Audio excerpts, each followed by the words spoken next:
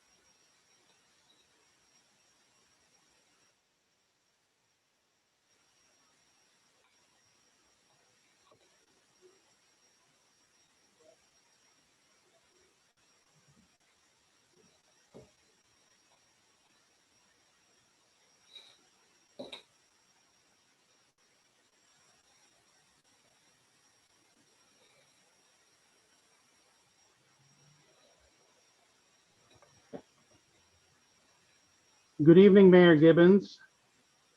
Can you hear us?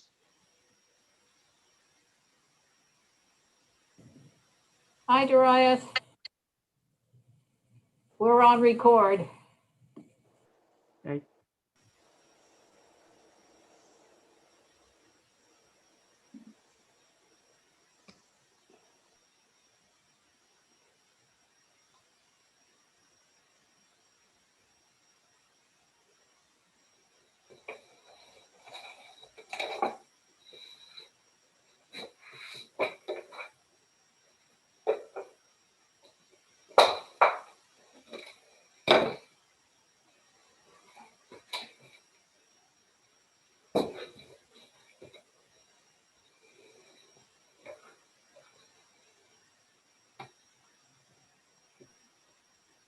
Liz, can you see my hand raised in the corner? I've already done a test run and the answer is no. Can I see your personal hand? No, my little hand up in there, you can't see No, it because it you're, is not showing on our screen. Andrea's going to check with Cecil about it, but not for today. your hand is raised.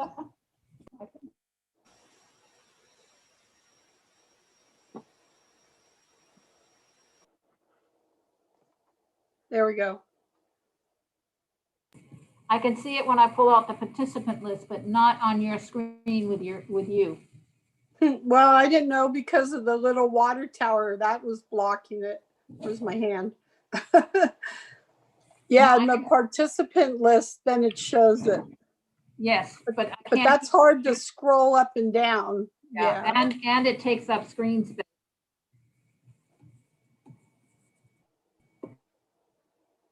Are you at City Hall?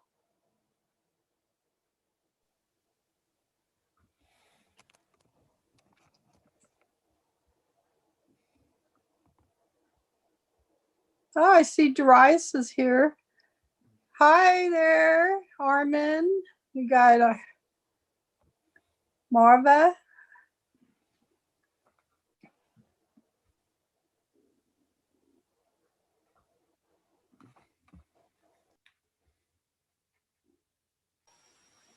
Can you hear me?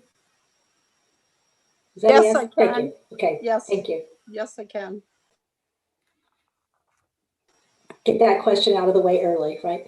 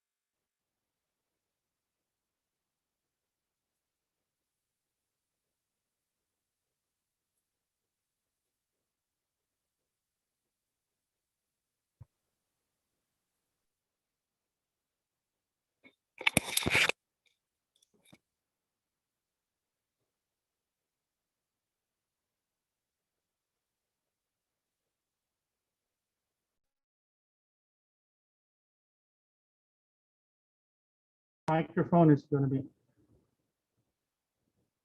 Testing the microphone. Would Zach, could you say a word? Testing 1, 2, 3. Testing 1, 2, 3. Were you able to hear him? Yes, we can hear him. Thank you.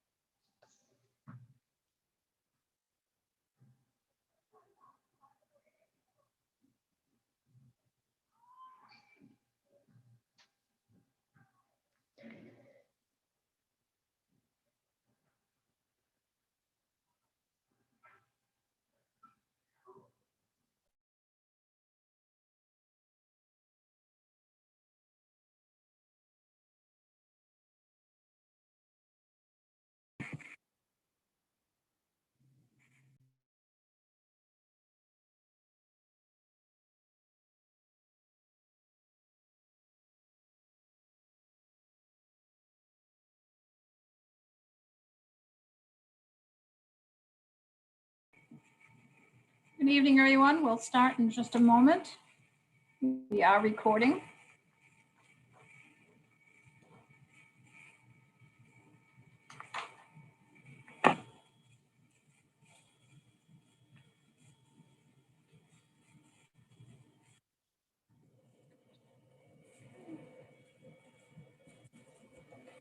So, good evening.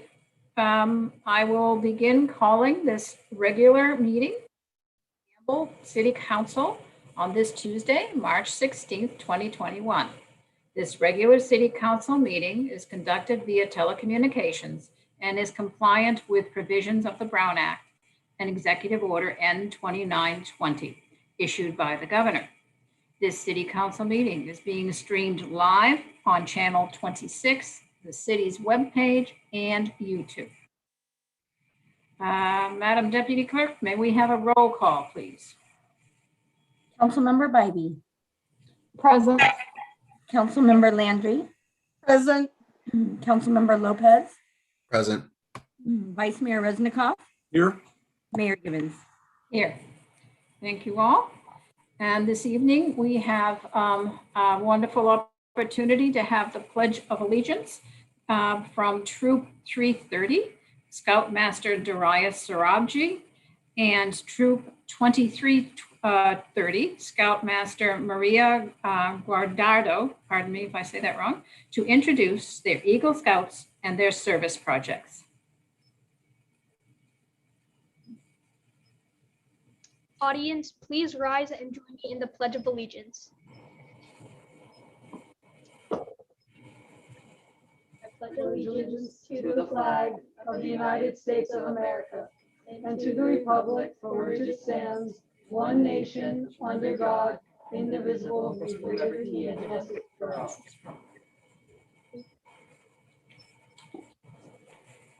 Thank you very much. And Scoutmaster Sarabji, would you like to begin? Sure. We would start with Troop 2330 and the Scouts from there, and I'll hand this off to Mrs. Guardado to share with you what the two new Eagle Scouts did for their service projects through the community. So our first class inauguration, it was Sydney Whiting. She did a project for a sand and water play box So and can also a mural at the, you share your screen? There you go. There we Okay. go. so she worked all of this at All this hard the YMCA, at the Southwest YMCA. Sydney may have joined us, but she had a final today. I'm not sure if Sydney is on the list of participants. I'm here. All right. Would you like me to explain what my project was? Sure, Sydney. All right. I made 2 redwood play boxes for the Southwest YMCA's Children's Daycare Center. I basically designed them by myself using Autodesk Inventor, a CAD program, and built them and like assembled them and whatnot. And then I also requested one of my friends, who's an artist, to draw the mural, and she basically she made a sketch for that, and we hand painted that onto the wall in this daycare center's courtyard, if that makes sense. Wonderful, thank you.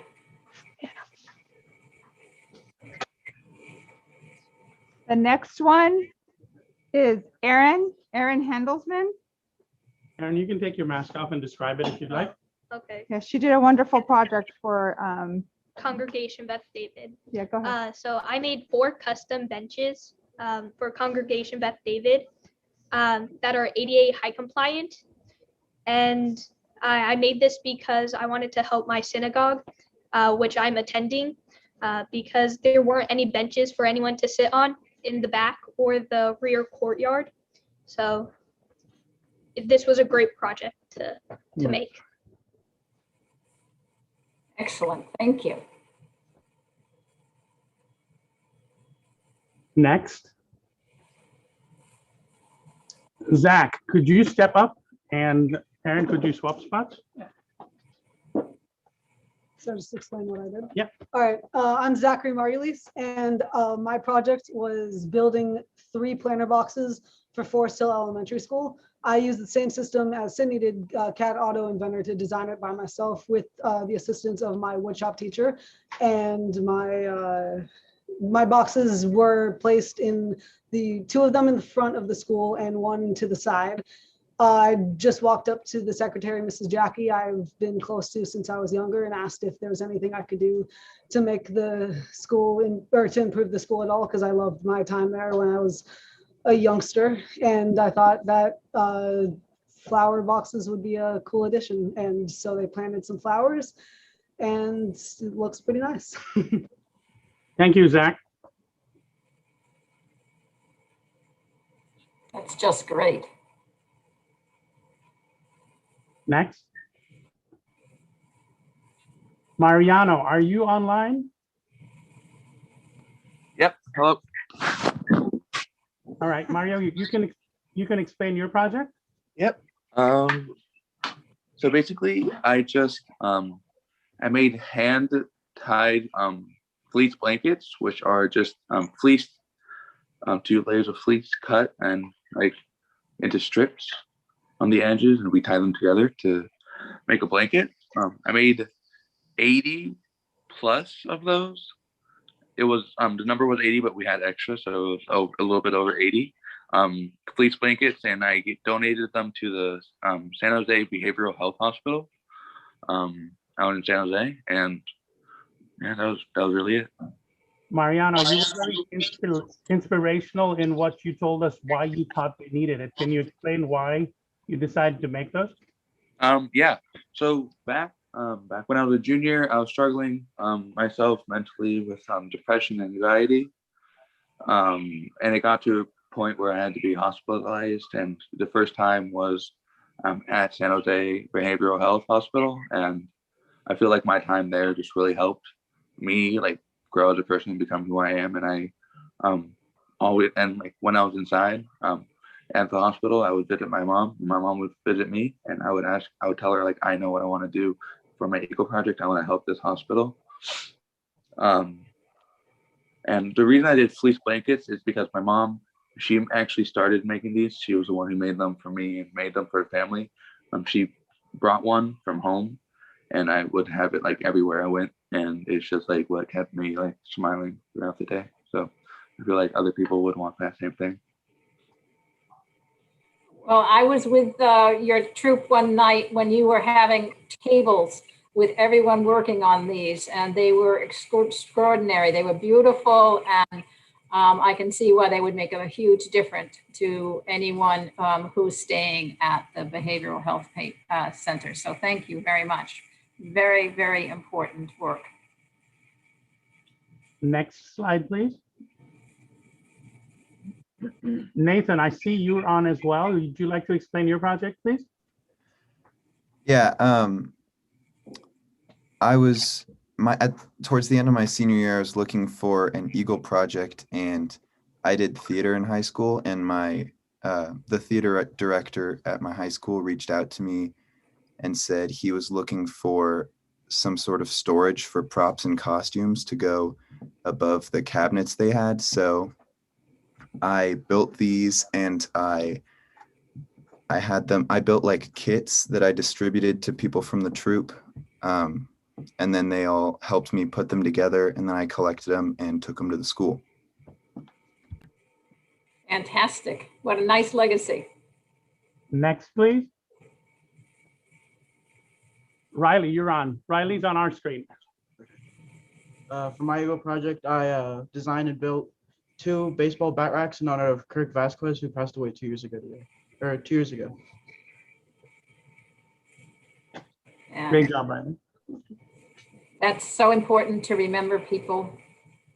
That's a lovely, lovely gift to leave behind for all of those who knew Kirk. Thank you.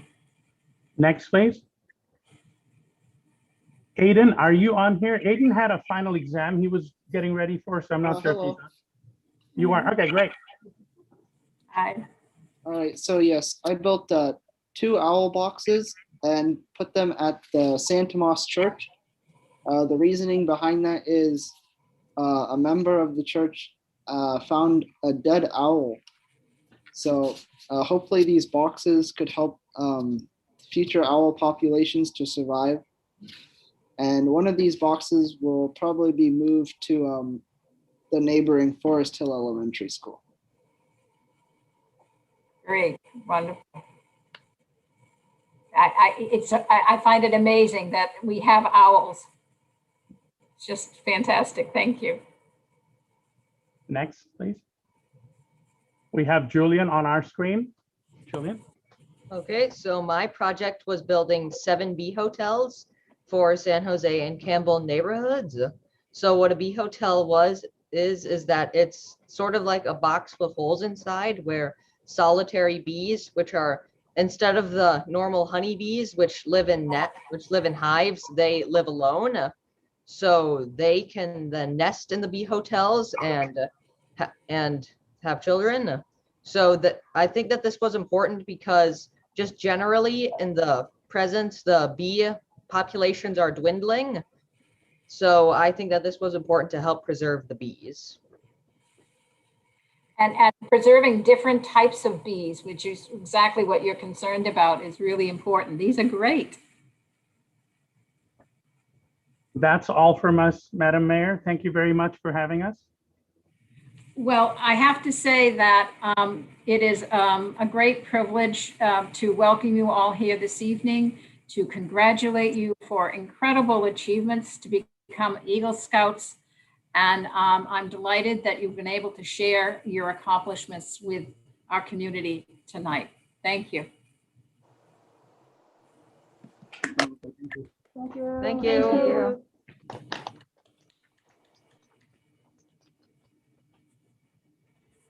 All right.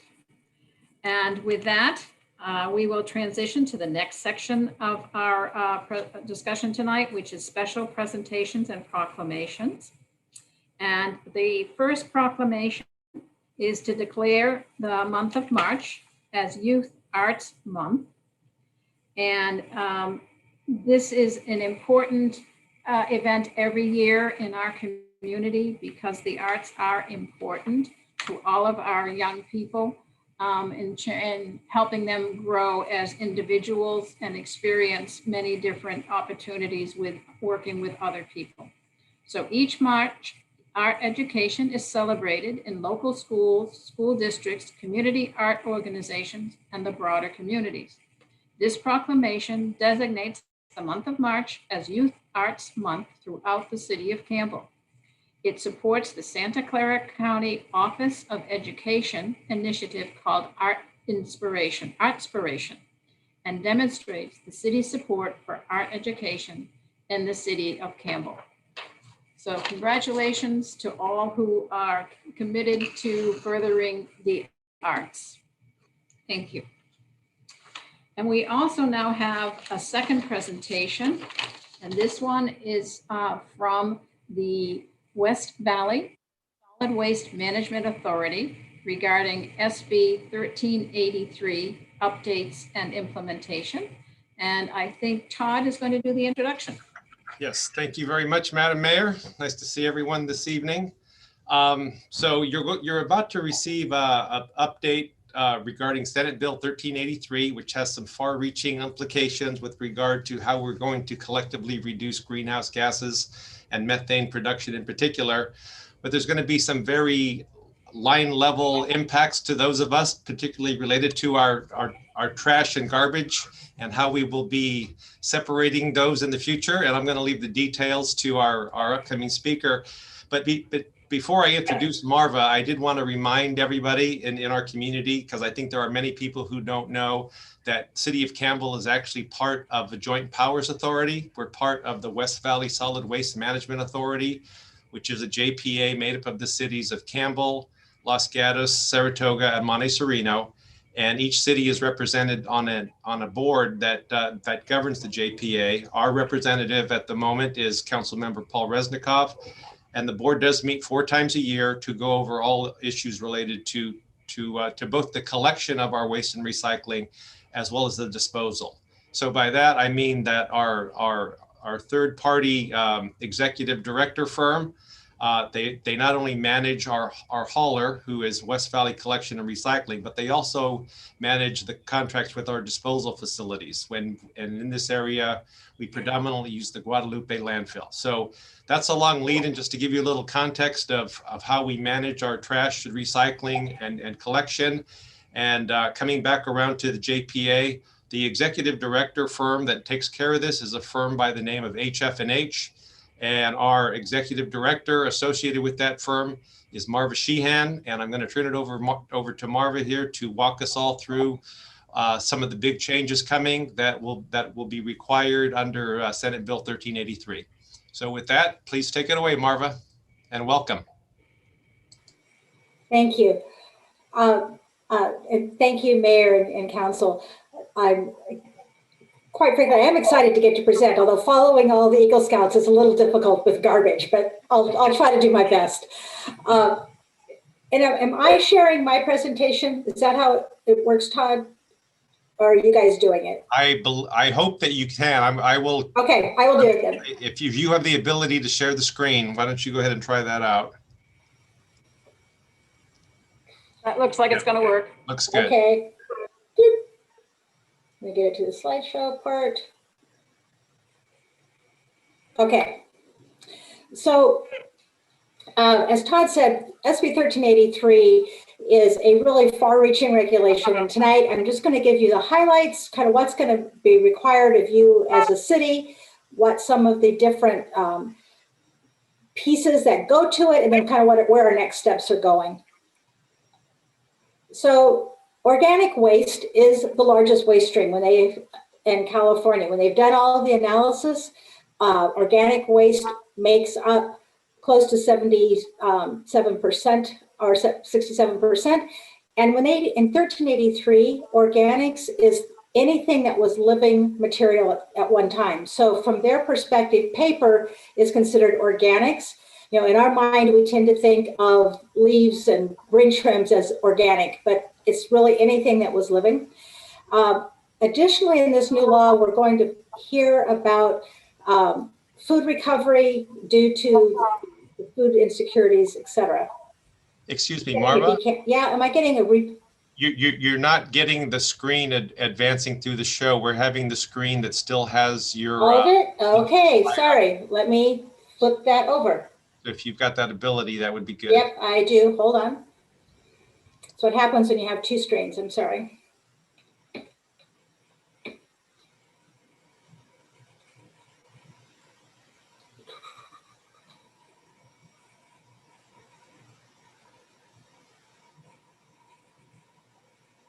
And now I've got to find you to share again. Oh, I'm sorry.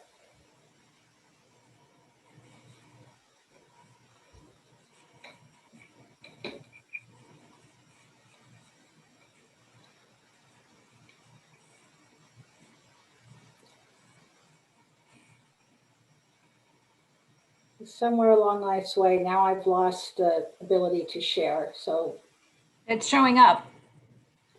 It's okay. A composite of everything that's on one of your screens, but there you go. There you go. F5.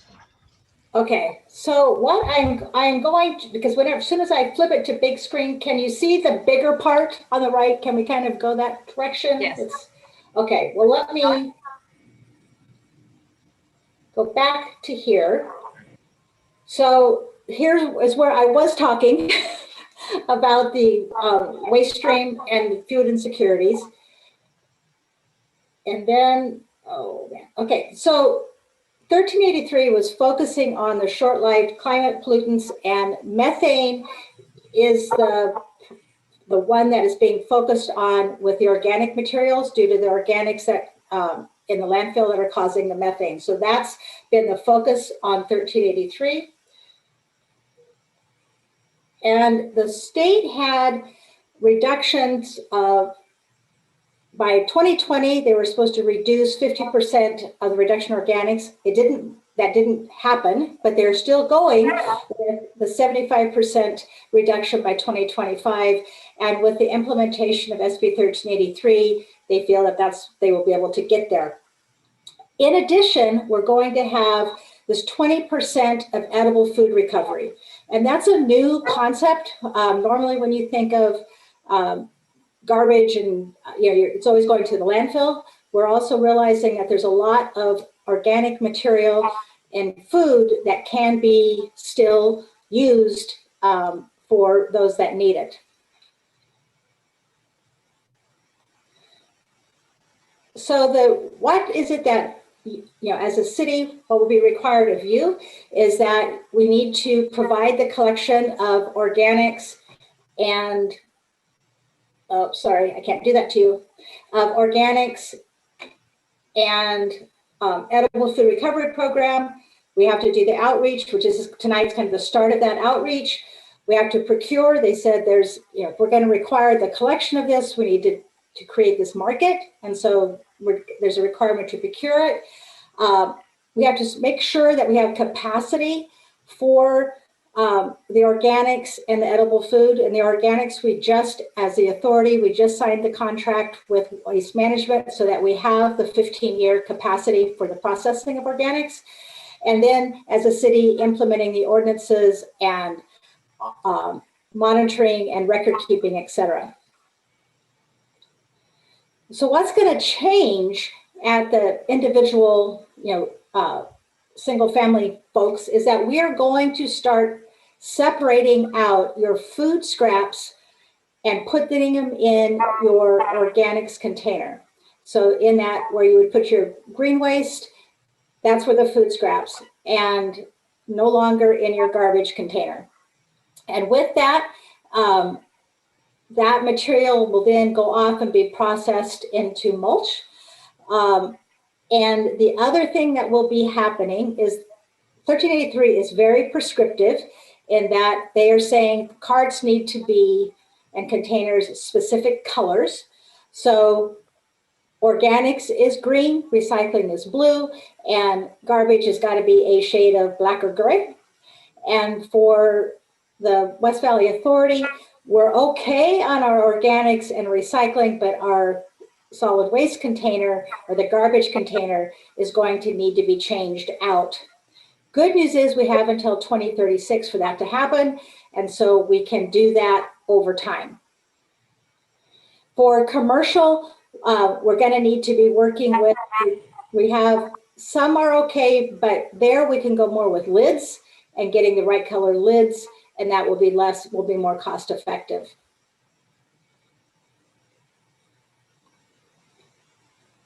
So it doesn't show up as cute as it would in my slide, but on the inspections and enforcement, so they're requiring to go out for the commercial accounts and actually physically inspect routes annually and record that you've inspected them, and then give feedback to the generators on if they're in compliance or not in compliance.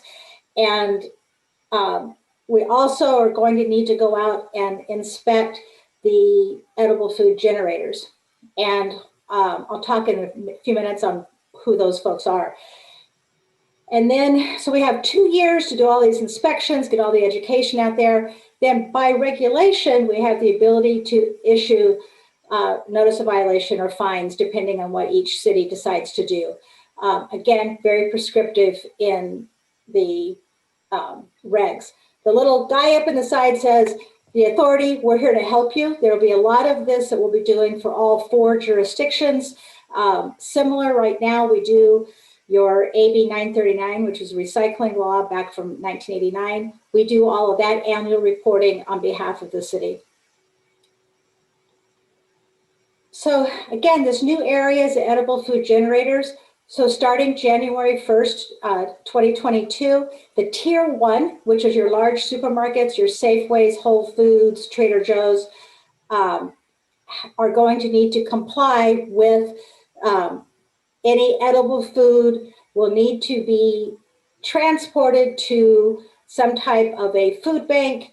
And then they have to keep track of how much they send, when they send, who's going to take it, and where it goes. And all this record keeping piece is required of those generators. That's where the education process is going to come in between now and then. Good news is, the Safeways and Whole Foods, these folks are California wide, so they are well aware of the regulations. And so really it'll be working with the local management team, but we're, at least from a corporate perspective, they know it's coming. They know they're going to have to comply.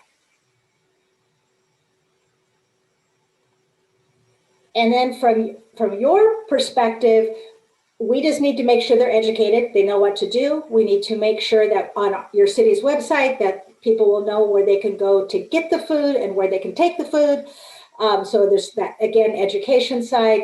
And then we need to monitor the compliance. And once again, this area, we're working with the county wide on this.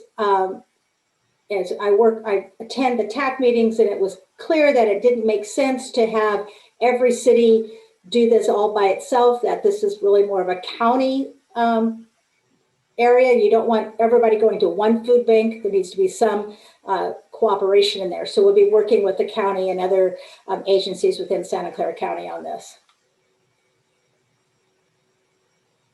So the education and outreach, we're required to make sure that the education is out, which we would do anyway, but to make that residents understand, we're going to distribute the kitchen pails so that they have them, how to use them, what to do with the material, what type of material, and that will all be done between now and January 1st, and then ongoing as well.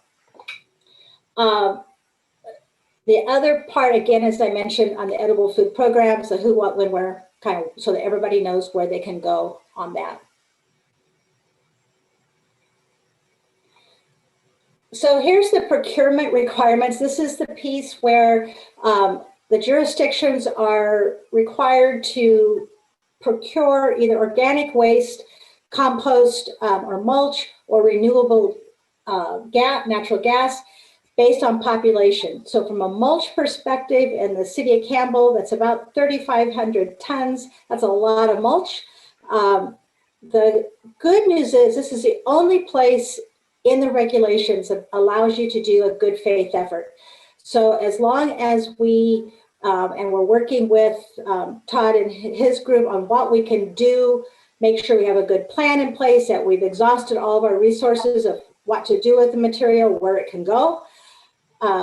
We should be okay. And this is the area that a lot of agencies are struggling with because nobody knows what to do with the amount of mulch that they're required to take by the regulation.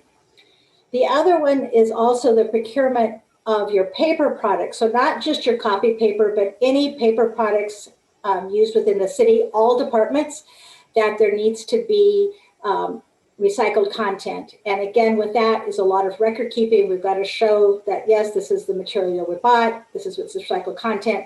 So when Cal Recycle comes, we can show we are in compliance. They also are requiring ordinances and policies. And this is something that we as the authority are working with your folks in the city of Campbell on developing an ordinance. HF&H, the firm I actually work for, developed a model ordinance for this, for Cal Recycle. So we're using that as our base. And we're working right now with staff on developing that ordinance. And then we will look at your current Cal Green ordinances or your water efficient landscape ordinance to make sure that everything is in compliance with 1383. So again, there's a significant amount of record keeping that is going to be required. And there's an initial compliance report and then the annual report similar to the AB 939 reports. Once again, if I had my slideshow cooperating, he would be flying in saying that the authority here is to help you get through that.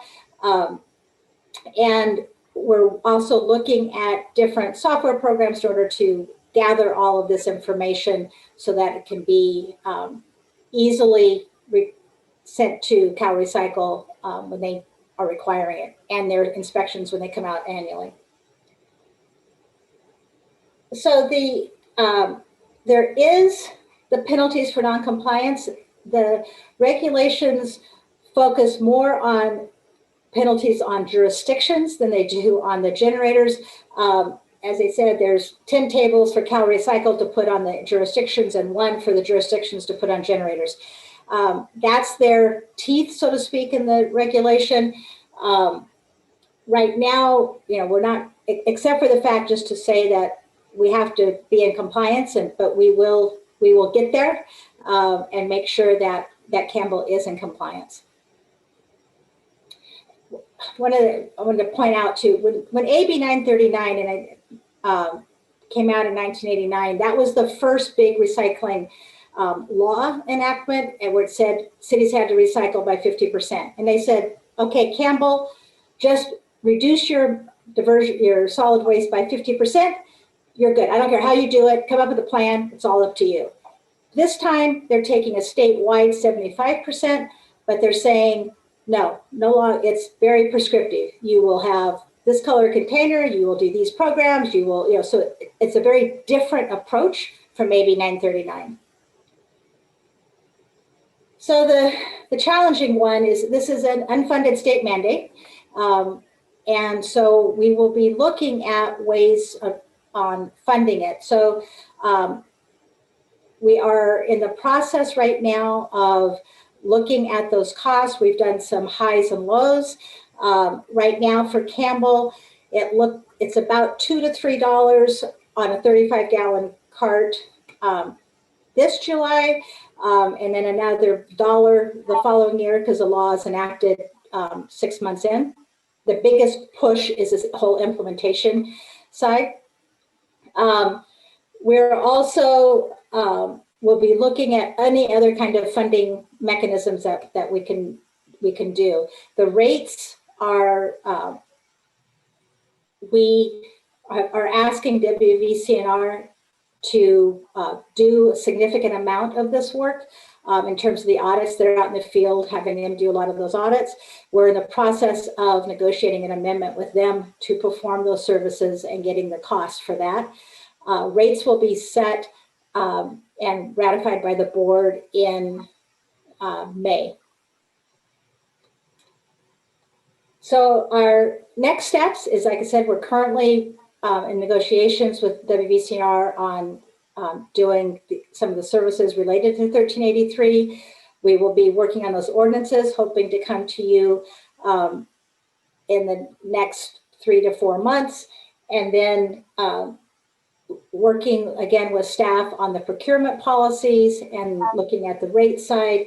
And then one of the things we talked with staff that we begin the outreach once we've come to council and let you all know what's coming, and then start on social media platforms and getting it out on what is coming. When the rates come and go into effect July 1st, so people understand what it is that the increases or the changes are for.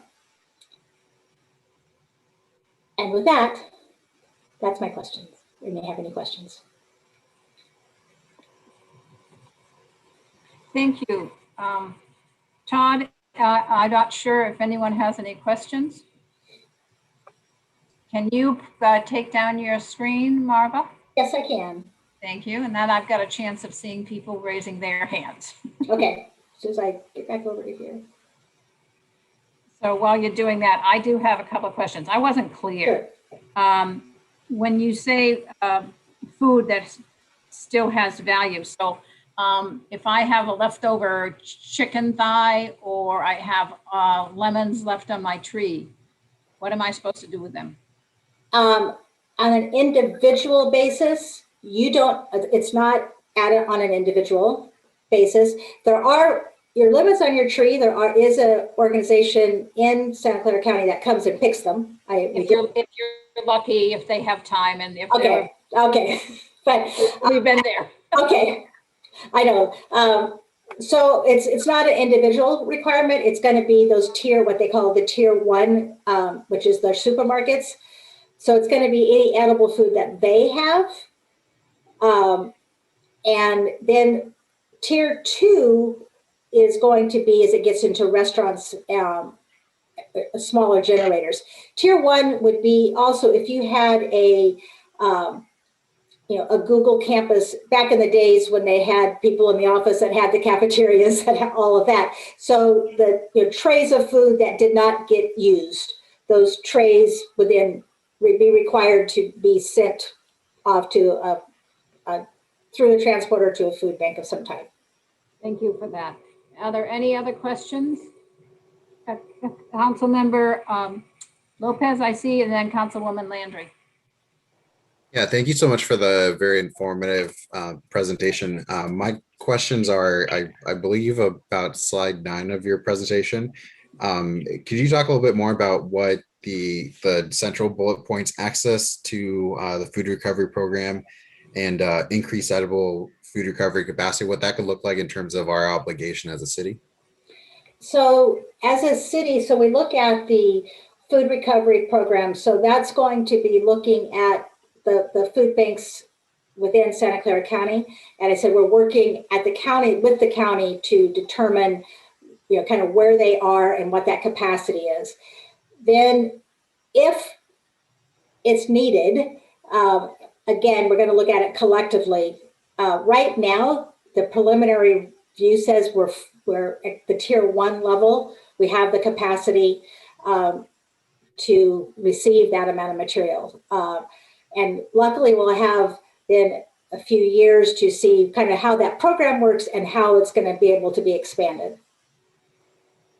Thank you. I appreciate it. Just a brief follow-up. And even though it's, that's happening at the county level, it's still a municipal responsibility. Correct. Correct.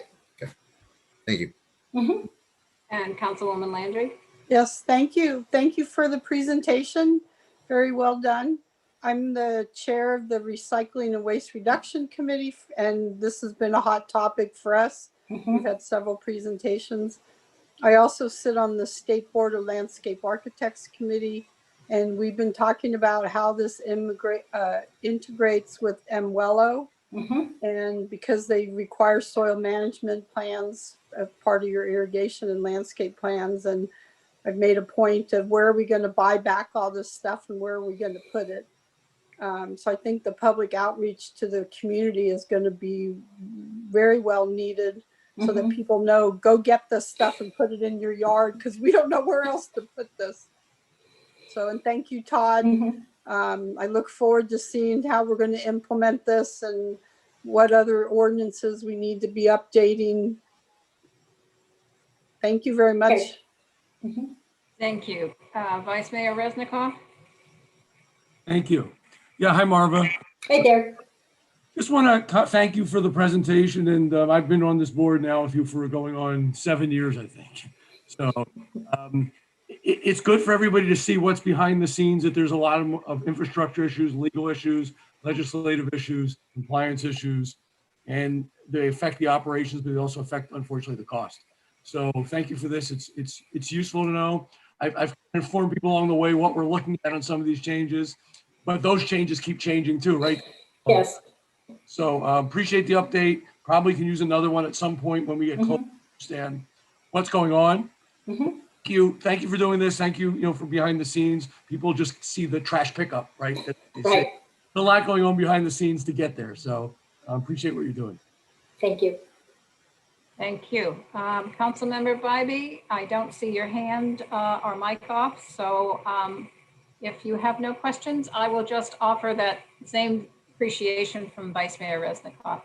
Lots of information that people need to know about. I'm actually hoping we can find a way to put the presentation on the city webpage or some way to get this information out. I assume you'll have a whole campaign going, and Vice Mayor Resnikoff can keep us up to date on what that whole campaign is going to be.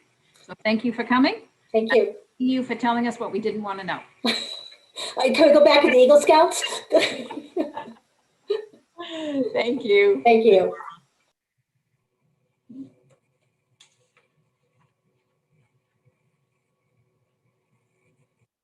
Okay, so we are now at the portion of the meeting which is called oral requests.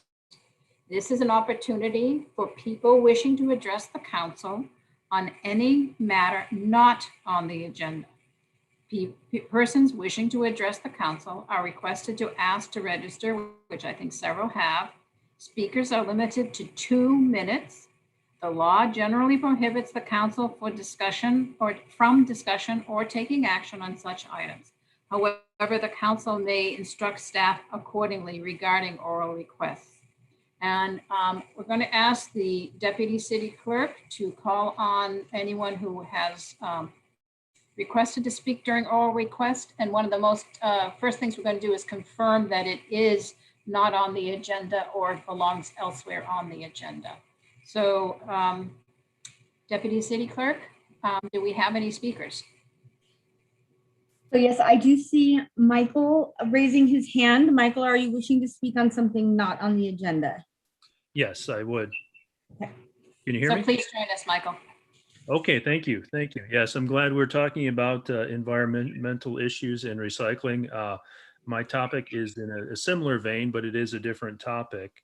I would like to propose that the city of Campbell ban gas-powered leaf blowers. A lot of people are working from home, myself included. I can't open my window or go in my backyard without hearing and smelling very stinky gas-powered leaf blowers. Seems like it's happens every day, and there are environmental alternatives to these gas-powered leaf blowers, and they're very, very polluting. California Air Resources Board maintains that 1 hour of leaf blower use is equivalent to driving 1,100 miles. So these are very, very polluting, and I think it's time the city of Campbell ban these gas-powered leaf blowers. Los Gatos, Los Altos, Los Angeles have already banned these. So please add it to your agenda for the next meeting. Thank you. Thank you very much, Michael. We will ask staff to follow up on that. It has come up in past years, but not recently to my knowledge. And we'll see what staff provides council for any next steps as appropriate.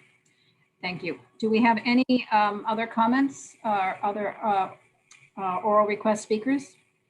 I show a Teresa Saperstein. Would you like to speak on something not on the agenda? Teresa, you're muted.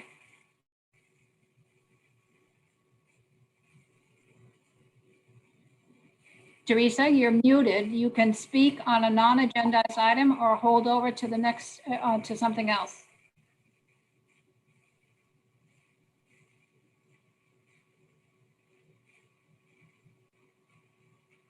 Okay. So Teresa, I'm going to assume that you do not want to speak at this point in the meeting for an item not on the agenda. Teresa. Okay.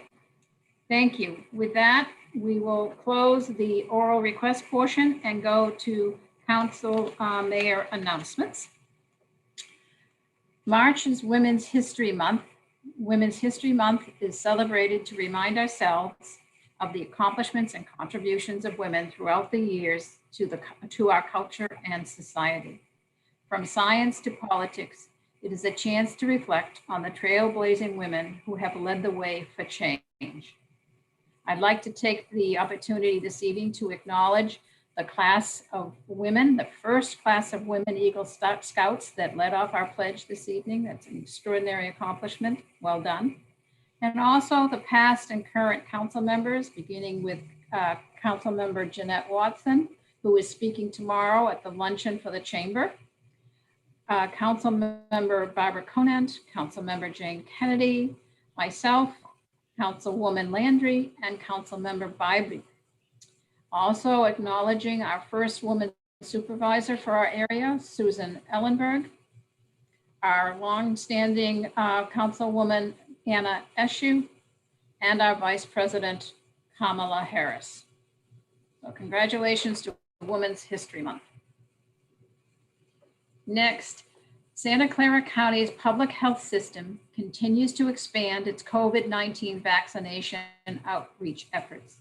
The county is introducing a new program to provide in-home vaccinations. That's in-home vaccinations for eligible housebound residents. There are requirements and qualifications to be defined. That information can be found by emailing covidvaxhome@phd.sccgov.org or calling 408-970-2818 for more information or to register. I'm sure you are all also following the availability of the vaccines or the lack thereof. Please continue to check the sccfreevax.org for updates on vaccinations. West Valley Transportation Authority is offering free rides to COVID vaccination sites. You do not have to pay. So for assistance, contact the VTA customer service at 321-2300 or visit their website at vta.org. The city's clerk's office is accepting applications for a vacancy on the Historic Preservation Board for a one-month short term expiring in, I shouldn't say that, October 21. Applications may be obtained from the city clerk's office or on the boards and commissions page of the city website. For more information, please visit the city's website at campbellca.gov or email the clerk's office at clerksoffice@campbellca.gov. It's a wonderful board to get involved in the history of Campbell, so please consider joining that board. Next, we have My Water Pledge, and sadly, we are beginning a drought, it looks like. My Water Pledge is a friendly competition between cities across the US to see who can be the most water wise. Do your part for clean water and a healthy ocean. Pledge with me this April to conserve water, energy, and other natural resources. The 2021 Mayor's Water Challenge is April 1st to 31st. For more information and to sign up, please visit mywaterpledge.com. And finally, on a note of challenge and sadness, I'm sure you've all been reading and hearing about the hate crimes that are occurring primarily right now about the Asian American Pacific Islander hate crimes. Since the start of the pandemic, thousands of hate crimes and incidents of discrimination against the Asian American and Pacific Islander community have been documented. On Saturday, a rally was held in San Jose to raise awareness, show solidarity, and discuss current steps being taken to protect and support the community. A string of local and state leaders partnered with the Asian community to show support and denounce the spike in hate crimes across the Bay Area. And it's like the song, you have to be taught to hate. Let's all be very conscious of what hate behavior means and stop educating or stop encouraging and make a difference if you see any hate crimes. Thank you.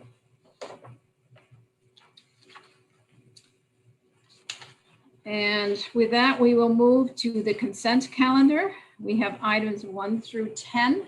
Is there any item wishing to be pulled from the consent calendar? I'm going to pull item number 10. Any others? Seeing none, may we have a motion for the consent calendar of items 1 through 9? I'll make a motion to approve items. It's actually 3 through 9. There's 1 through 9 on my cheat sheet. Oh, well, consent starts at number 3. That's fine. I'm just giving you a hard time. I'll give it right back. All right, 3 through 9. Do we have a motion by Councilwoman Landry? Do we have a second? I'll second. Thank you. We have a second by Councilmember Lopez. May we have a roll call vote, please? Councilmember Bybee? Aye. Councilmember Landry? Aye. Councilmember Lopez? Aye. Vice Mayor Reznikov? Aye. Mayor Gibbons? Aye. Thank you very much. And now I ask to pull item number 10, because this is the time of year that we have a wonderful event coming up and an opportunity to celebrate all those who make a difference in our community. And this evening we have with us to welcome and congratulate J.R. McKee. He is Campbell's Citizen of the Year for 2020.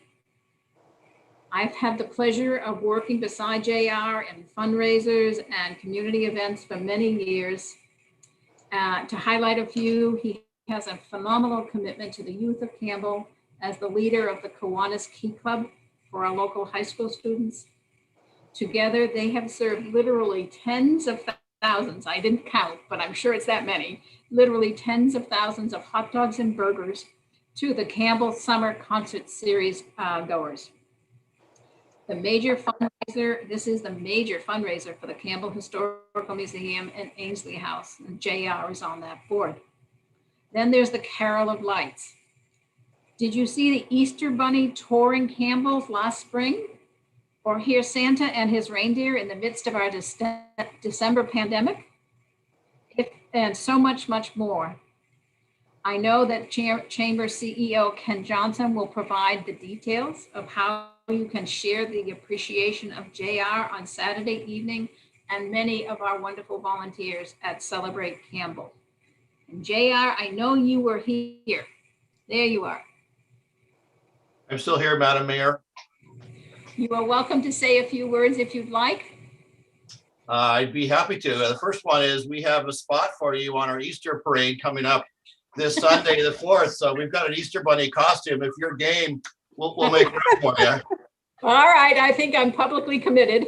I make a motion, we all have Liz do that. Thank you, JR. So, Madam Mayor Gibbons, as the current face of the Kiwanis Club of Campbell, I stand in a long line of pedigreed historic leaders before me dating back to 1926 when the club was founded. We count many current and previous Campbell City leaders, mayors, police chiefs, captains of industry, and an entire mosaic of ordinary men and women that serve year in and year out, rallying around our children and community to make our little place of the world a better place. So thank you for this privilege. It's an honor, and I could not think of a better place to serve. Thank you, JR. Well earned, well deserved. And I think Ken Johnson, the CEO of the Campbell Chamber, might be on the line.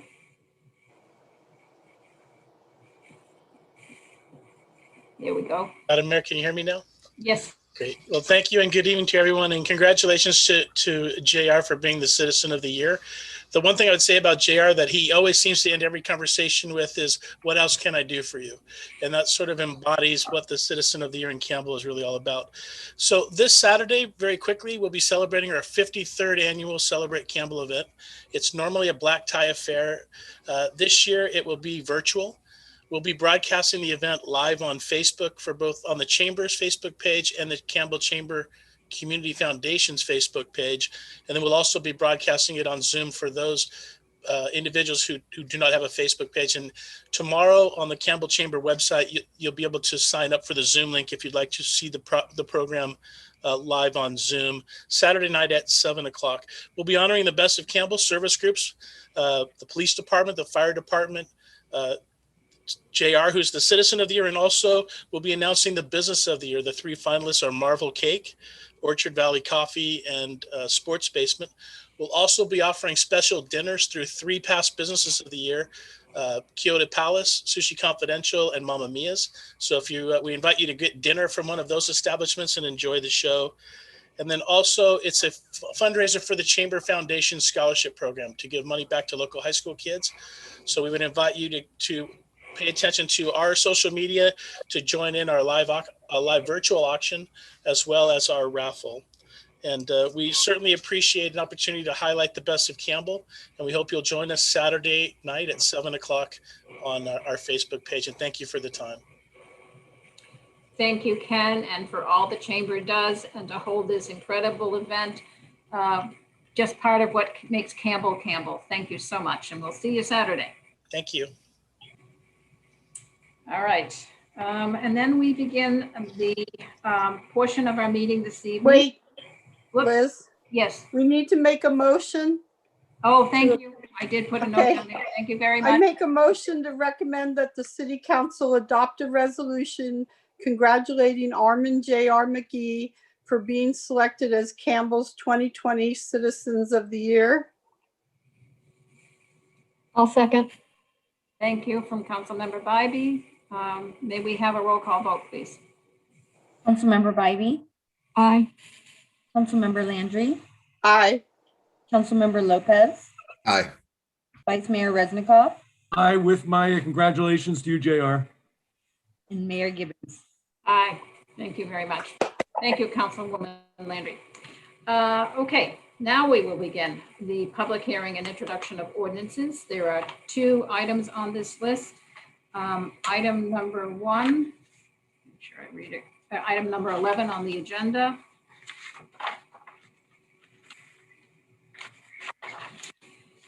This is the 2020 Housing Element Annual Progress Report, APR.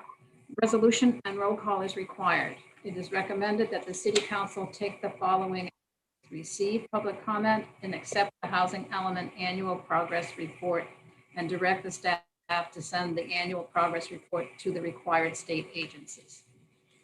And we have a presentation this evening, and I'm not sure, is that going to be Stephen Rose? That it is. And let me go ahead and get my presentation going. Thank you.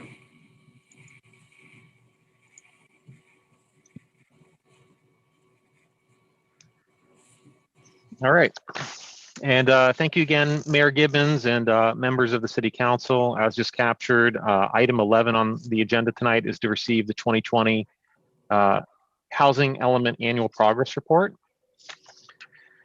So to summarize the last year in a single slide, the city entitled 31 new units, issued 57 building permits, and finalized 25 new homes. Of the 57 issued building permits, which count towards satisfying the city's RHNA allocation, all 57 were in the above moderate income category.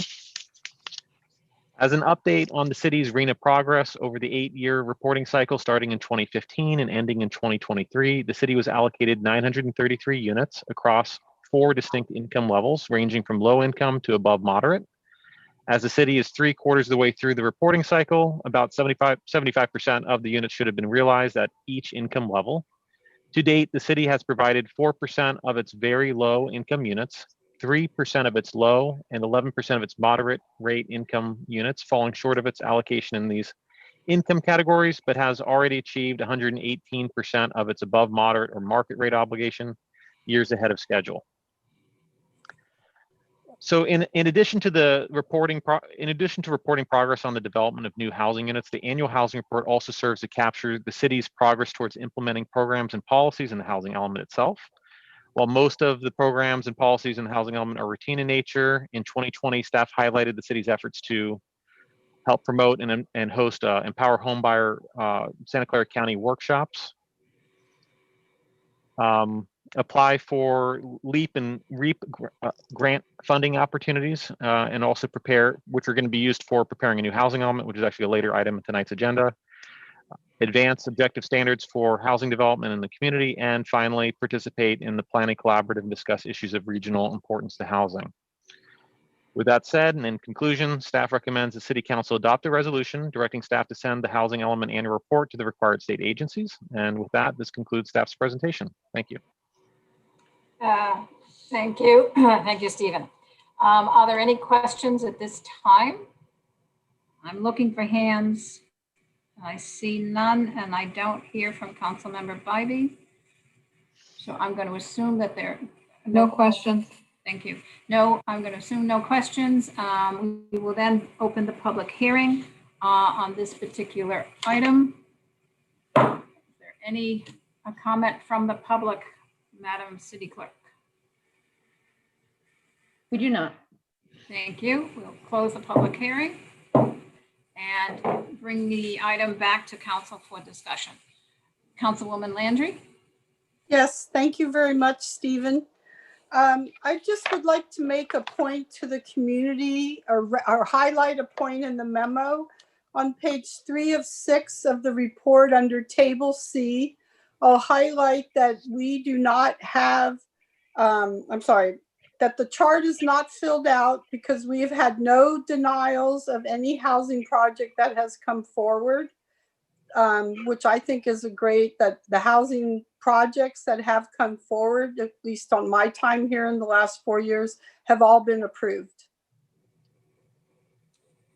Thank you for making note of that, Councilwoman Landry. I think it's true. Campbell has never turned down a housing project, and we've also been very good about making sure that the appropriate number of housing units have been built on parcels.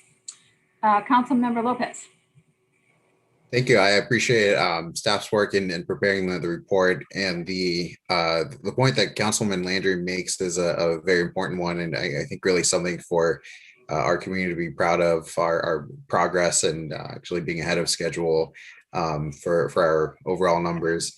Just want to highlight, of course, the like many cities, the challenges with our low income households and very low income, and really would of course we have the projects that come to us, but would urge us to just think creatively about that in the future. And I know it's something that that's important to many of us, but thank you for the report and very proud of where we are as a city. Any other questions? Vice Mayor Resnikoff? None. Councilmember Bybee, I think. No comments? Okay, and I would agree, the report is always helpful. They've expanded the report a great deal, so we do have a lot more information to work with. And I agree with both my colleagues on the comments made about not having turned down housing projects and not having a good record, not through our own fault, but a good record of low and low and even moderate housing units. So we'll talk about this more later in the agenda, but I just mentioned that these numbers are established as indicated by the RENA numbers. The current RENA number Stephen referenced was 966, am I right there? It's 933. 933, wrong digits there. 933. Our new number is approximately 3,000. So, and the new numbers are going to be categorized by a very sophisticated algorithm to increase the requirement for low and moderate units. So there will be significant changes the next time the housing element is updated and these reports come out. So significant effort and significant work to be done. So thank you, Stephen. Okay, do we have a motion? I don't know that we need a motion if we're to just receive public comment. Yeah, I would actually clarify, if I may, that for both this item and the next, there actually does in fact happen to be a resolution. So it would be beneficial to indicate, although it's not technically required for a resolution for this item, we decided to add one. And just making it clear in the motion that it is to receive public comment and to adopt a resolution. Thank you, because it does say resolution and roll call. So anyone want to try at a motion? I'll make that motion. Okay. Move the council receive public comment, accept the housing element annual progress report, and direct staff to send the annual progress report to the required state agencies. I'll second. Thank you. If there's no further comment, may we have a roll call vote, please? Councilmember Bybee, Aye. Councilmember Landry, Aye. Councilmember Lopez, Aye. Vice Mayor Resnikoff, Aye. Mayor Gibbons. Aye. Thank you very much. And now we will go on to item number 12, which is the housing element 2023 to 2031. It is the authorization to distribute a request for proposal, which is also a resolution and a roll call vote. And Stephen, you're doing that one as well. And you're on mute. Yes, thank you for that. And thank you again, Mayor Gibbons and members of the council. So we kind of scheduled both these items back to back because there is so much parity between the two. But item 12 on the agenda is, again, it's to consider providing authorization to distribute a request for proposals to update the city's housing element, as well as authorizing the city manager to enter into an agreement with a selected consultant. As background, the city adopted its last housing element over 6 years ago with the assistance of Metropolitan Planning Group, or M Group. In selecting M Group, the city dispensed with the formal bidding process, determining it to be in the city's best interest to hire a consultant with an intimate knowledge of the community. The update ultimately cost $49,000 and has served as the prevailing policy document since that time. As a refresher, the housing element is one of 7 state mandated elements of the general plan and serves to evaluate existing and projected housing needs for the city, as well as setting policy direction through various goals and strategies. As a critical component of the housing element, the housing element establishes the framework to accommodate the city's RENA, or city's regional housing needs allocation. By state law, the housing element must be updated at least every 8 years, which is intended to align with the update frequency of the Regional Transportation Plan, which for our area is Plan Bay Area 2050. Failing to adopt a housing element by the deadline can result in penalties and even suspend local control over permit processing. The draft RFP, which has been included as an attachment, outlines a preliminary scope of work and schedule to help consultants gauge the minimum level of work to submit a proposal.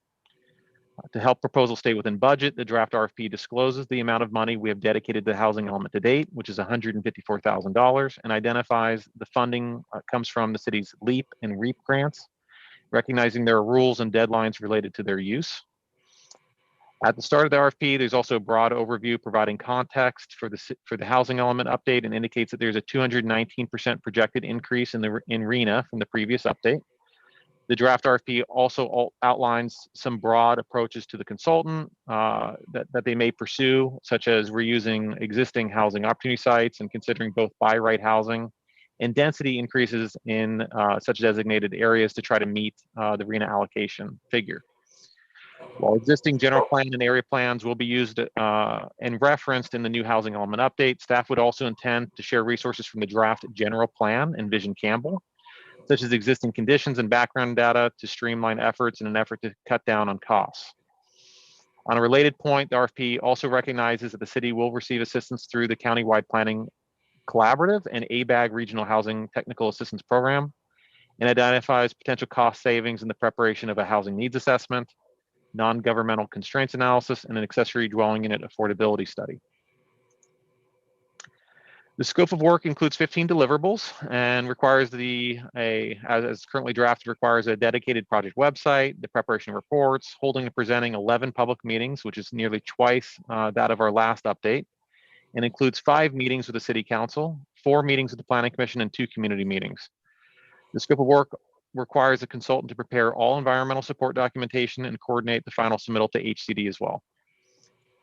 In consideration of the project schedule, which assumes the RFP will be approved for release tonight, staff would aim to select a consultant by mid-April, and not losing any time, consultant services would start in late April and wrap up by December 2022 ahead of the January 15th, 2023 deadline.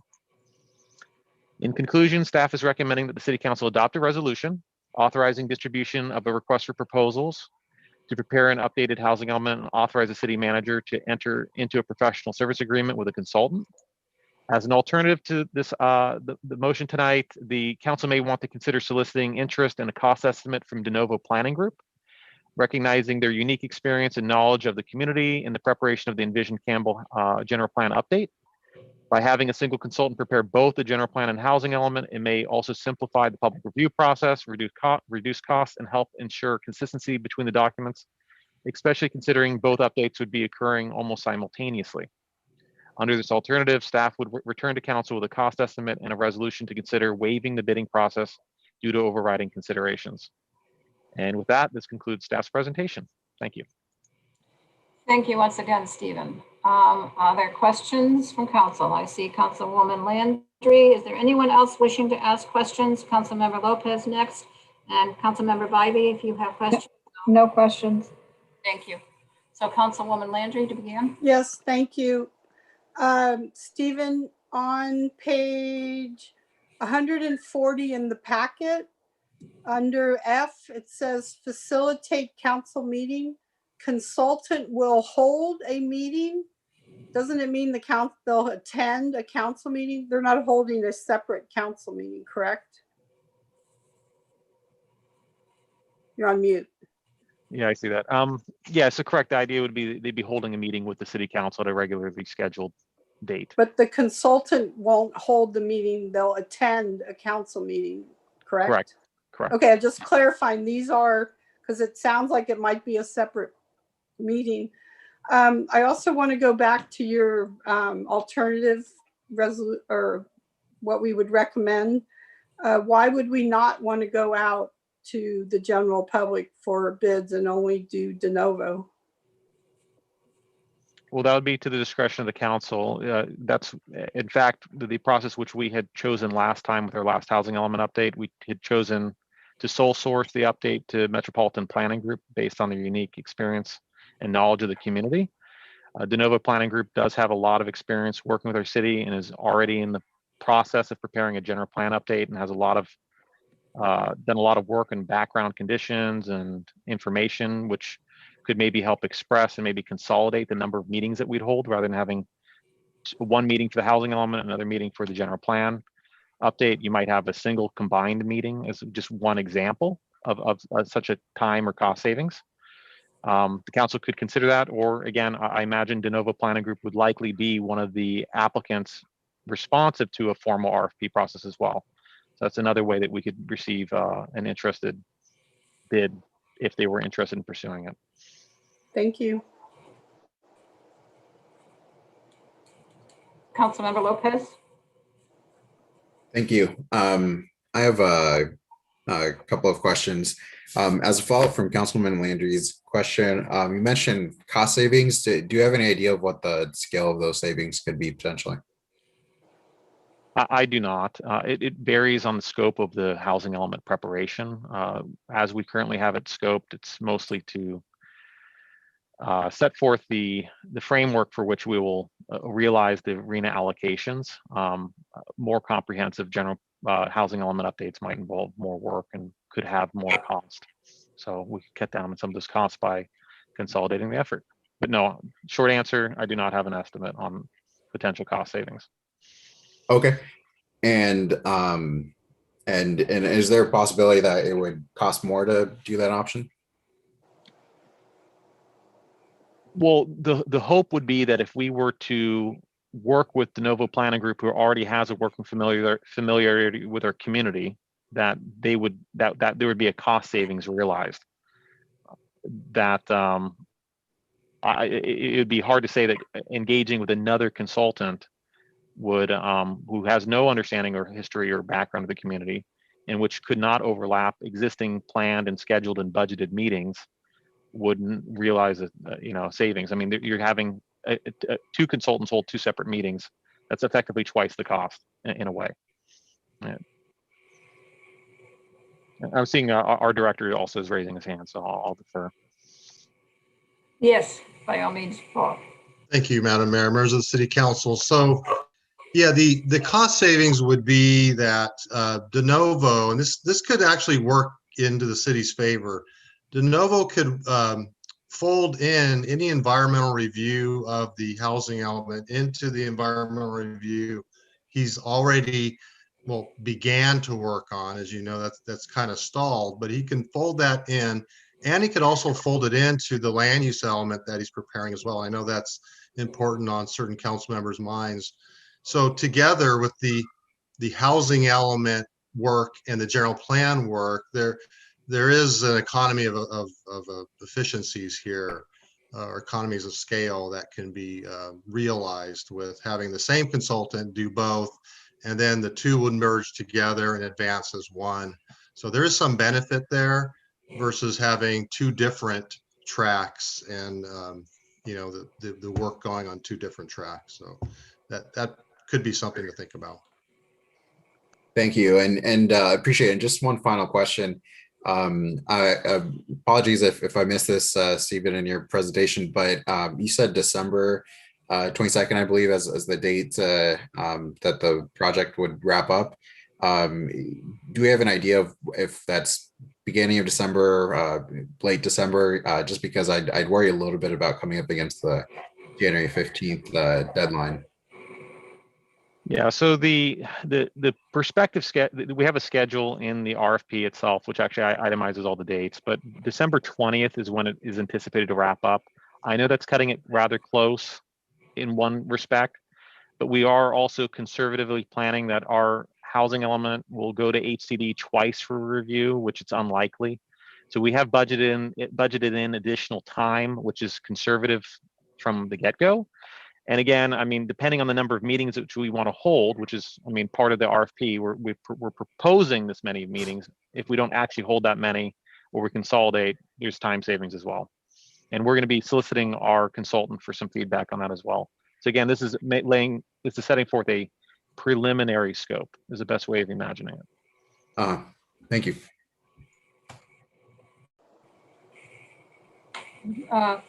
Councilmember Bybee or Vice Mayor Resnikoff, any questions? So I have a question of Stephen. So if the council chooses to go out for an RFP, DeNova can still submit a proposal. Is that correct? It doesn't. Absolutely. Nothing would bar them from being one of our applicants through that process, through that formal process. Thank you. If that's all, Councilmember Bybee. If you have no other questions. Oh, I'm sorry. That's all I have. Thank you. Thank you. Thank you. I would pick up on that. Liz? I'm waving my hand. Thank you. I want to go back to the due date. You said December 20th. Our last council meeting of the year is the 21st. It's next year, the year after. 2022. But still, I guess the point I'm trying to make is if for us to get on an agenda and have everything done ahead of time, you might want to move the end date up a couple of weeks. Also to follow up on what Councilmember Lopez mentioned, cutting the deadline too short because we usually don't have that first January council meeting. So I'd move the deadline up to the end of November.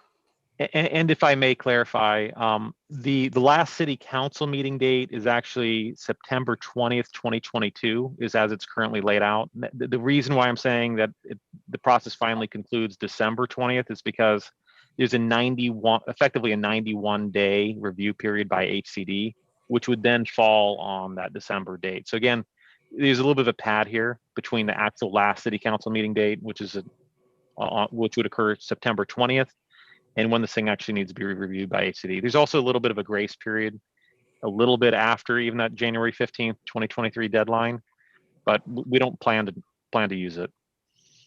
Thank you. Any other raised hands? Okay, so I have some comments and some thoughtful perspective. So let's see, we're still on questions, right? So why don't we do this? I'll make my comments after we have the public hearing. So any more questions? Okay.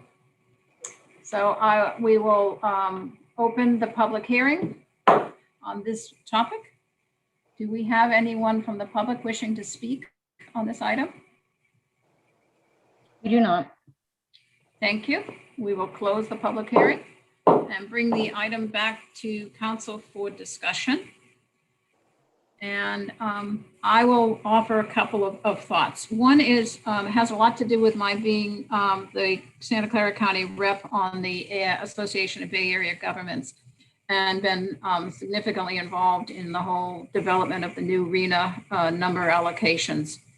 And the number that Campbell's been assigned is 3,000.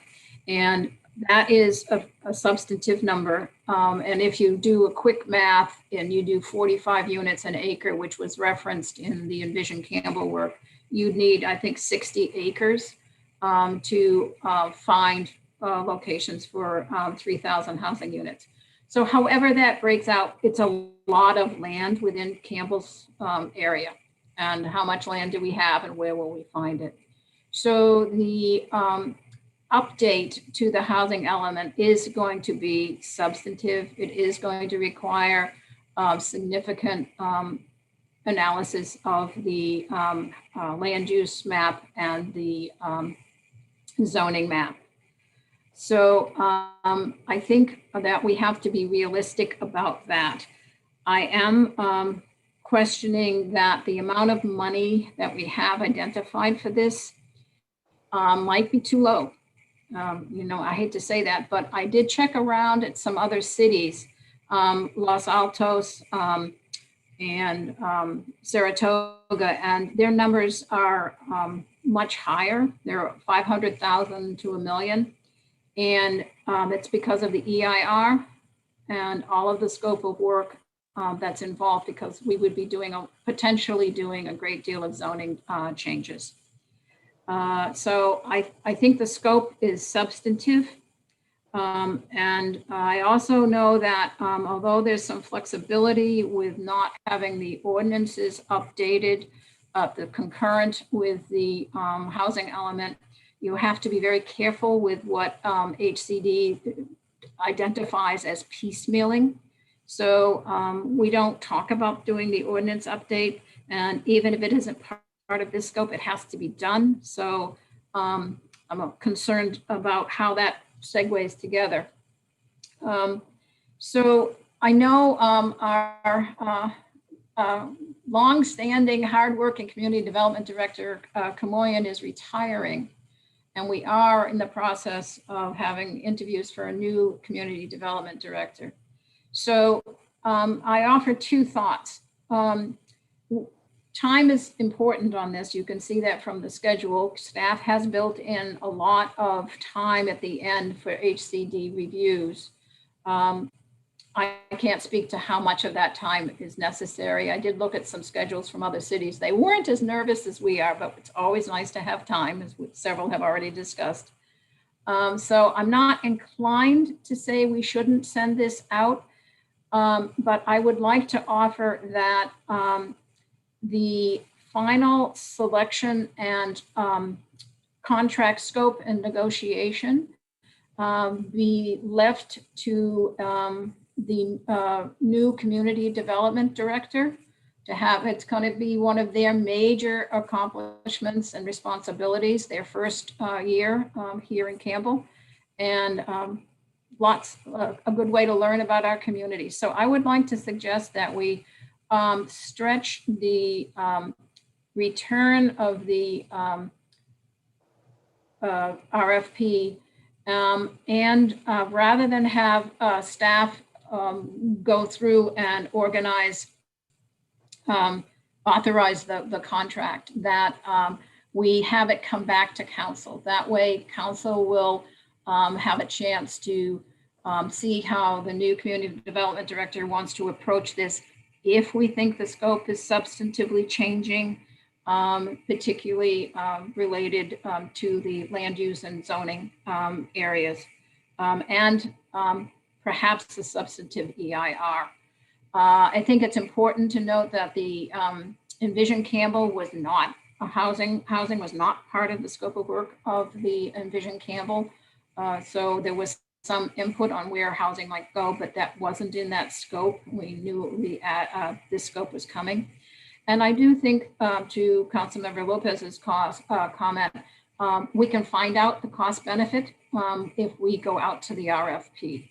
So I just offer that for discussion and see what people think. Councilmember Lopez? Could I ask a couple of questions to open up the discussion? Sure. First one for you, Mayor. Just to clarify with your comments about the incoming director having input, how would that play into the timeline if this RFP is potentially going out soon and getting back by mid-April? Well, because there's a contract to be negotiated, so everybody submits proposals, and we would give it the new community development director an opportunity to negotiate the contract. So I would say it says if I'm reading the schedule correctly, the RFPs are due back on April 15th. I think we could I would suggest slipping everything approximately 2 weeks. I see. I appreciate the clarification. I'm open to that discussion, but wary of just delaying it further, as it's been mentioned. And then clarification question for staff, given the mayor's comments about the cost in other cities. How did you arrive at, I know it's coming from the LEAP and REAP grant funding, but how did you arrive at that cost? Did you look at comparable proposals? We did do analysis of other community housing element updates. I can't say that we're so far off the mark, but it does, to Mayor Gibbons' comments, matter to what extent and what level of environmental review that we assume in the preparation of this document. I can probably say rather assuredly that $153,000 will not cover the cost of preparing an EIR in association with this housing element. It almost presupposes that we would be leaving the actual zoning and general plan updates to occur after the adoption of the housing element, which can occur within a 3-year period following its adoption. But if you want to have a one and done housing element, the cost would be significantly, could be higher. I'm not going to say to what extent, but we have heard quotes as high or higher in other communities, as Mayor Gibbons had indicated. Okay, thank you for the clarification. Councilwoman Landry? Yes, thank you. So right now on the staff report, the recommended action is authorized distribution of the RFP, but also to authorize the city manager to enter into a professional service agreement. I would support what the mayor said about our new community development director position, that I would not want to include in the motion authorizing right now the city manager to go right into approving it, that I would want to wait to have the new community development director involved. The second part is about the money and the schedule and what is not in the proposal. And so you just stated that the environmental work and the ordinances are not in here, correct? Well, I wouldn't say that. I would say that the housing element does assume the preparation of environmental documents commensurate with its scope. So they obviously, any project that's being considered needs to have an environmental evaluation performed. Presumably in this case, it would take the form of either a categorical exemption or a mitigated negative declaration. That would then presuppose that we're not also proposing as part of this update to be rezoning, as Mayor Gibbons had indicated, and changing the general plan land use designation to 50+ acres of property, and doing all the associated traffic analysis and environmental impact analysis that would be associated with such changes. We would be postponing those changes to a later date and time. That level of environmental analysis and review to a later date. And what would that cost? What would that cost to do all that? Are we in the 500,000 number? I think that part of the purpose and the objective of having the RFP process itself is to get estimates from consultants based on our unique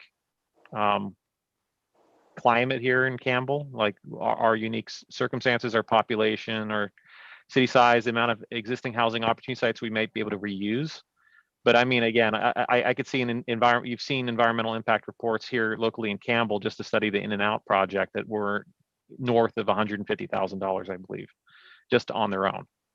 So, and that's a preparation for a single individual site or project. Now we'd be looking at it probably at a more wider citywide basis of preparing such an environmental document. So it'd be more programmatic in nature if and when that were to occur. And to Councilwoman Landry's point, my favorite reference is Assembly Bill 1397, which has very significant implications for the reuse of all our existing housing site locations. We cannot just continue using the same ones we have that have not been developed. There's by right requirements now if you want to reuse them, and I think there's some minimum units per acre requirements for some sites. And there's also one that says you can't use sites less than half an acre, and you can't use sites more than 10 acres. So there's a lot of change in what can constitute housing. But most significantly, of course, is our number going up to 3,000. And how that would work in our community, how high. I just used the 45 units an acre because it came up as part of a recommendation from the Envision Campbell. So I don't know if council has enough information right now to make an informed decision about combining the a more formal full EIR and zoning changes that Todd, your mic's on. Todd, your mic's on. That I think we need to have that information, and if it comes to us through the RFP process, I think that's all to the good. Honestly, I'm not comfortable waiting the 3 years to have the final housing element update. The whole idea of doing a housing element update is to find a way to get the housing we know we need built. And if we don't have the ordinances in place or the map in place, and the full EIR in place, then we lose 3 years of the 8-year cycle to make good things happen in the way of housing and happening in the way that the community would like. So there are always ways to work things around, but I would like to see what the RFP process provides to us, and I would like it to come back to council when we know more about what the proposals are saying. Councilmember Bybee has her hand up. I don't see it. So It's Councilmember the Bybee, little raised hand in the corner. I do not see it. I do not. It's because you don't see me either. Yeah. So please. I would just say that I'm looking at the packet and the RFP document. And in it, it speaks to the consultant selection process. And it says that upon completion of the negotiations, staff will recommend approval of the agreement to the city council. So that is built into this RFP. And I would be concerned about extending the deadline beyond the April 15th. It's hard to determine how soon a new community development director is going to be able to, come on board. And it could be a month, it could be sooner. I don't know what the status is, but I just would be hesitant about holding up the process waiting for the community development director to come on board. Because I think at some point he or she will be involved in the process, according to what I'm reading here in the RFP. If I may, the resolution says it goes to the city manager. So there's a little bit of a discrepancy there. Yeah, I would just offer, I do not think the scope of work, Stephen answered earlier questions, I think, quite accurately. There is an assumption that the environmental work and the rezoning work is fairly modest to go forward with this. I do not see how it can be. I don't know where we're going to find existing zoning or modest zoning changes to come up with 3,000 housing units. So I think the scope assumption of that is not sufficient. And I would like us not to hold back on the schedule. I asked staff, they put in this 61, 61, and 91 days of review from HCD. I wanted to know if those were from some kind of document from HCD. I couldn't find that kind of time frame and review frame in any other city's documents. Yeah, I can respond to that. Having reached out to HCD directly to ask them about their typical review time period or what the maximum amount of time that they could take is, the answer is 60 days. So 60 plus 1 for distribution to them following the council meeting date equals 61, 2 rounds of review. They said was a conservative approach plus 90 days for final review is the longest that they can take.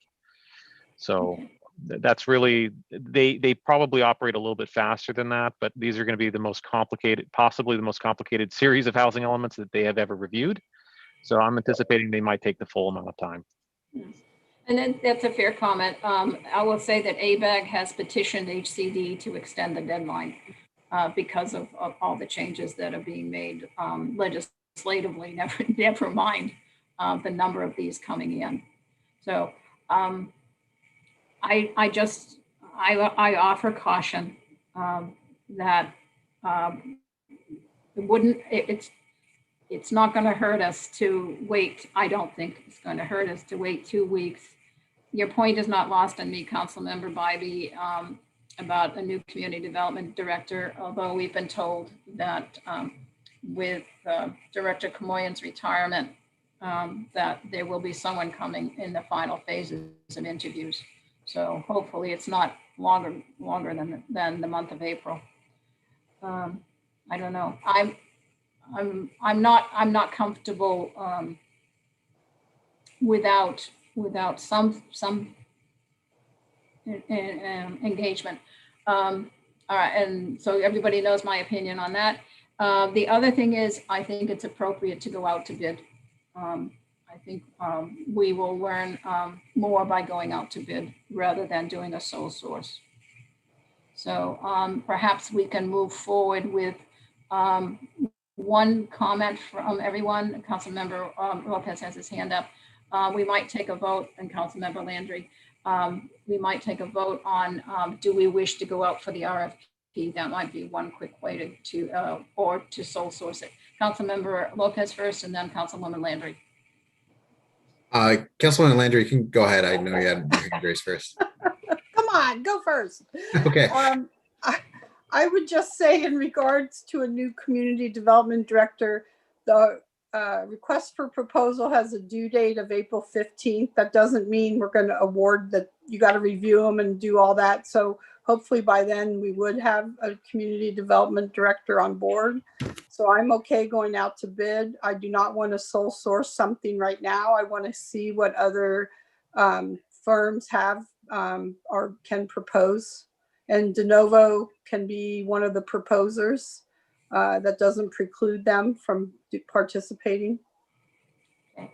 I would just offer that the first project kickoff meeting is April 30th. So that only leaves 2 weeks for contract negotiations. So I don't see how they can do it that quickly and get it on an agenda. You need 2 weeks ahead of an agenda. So you would barely open the RFPs to then, that's not going to work.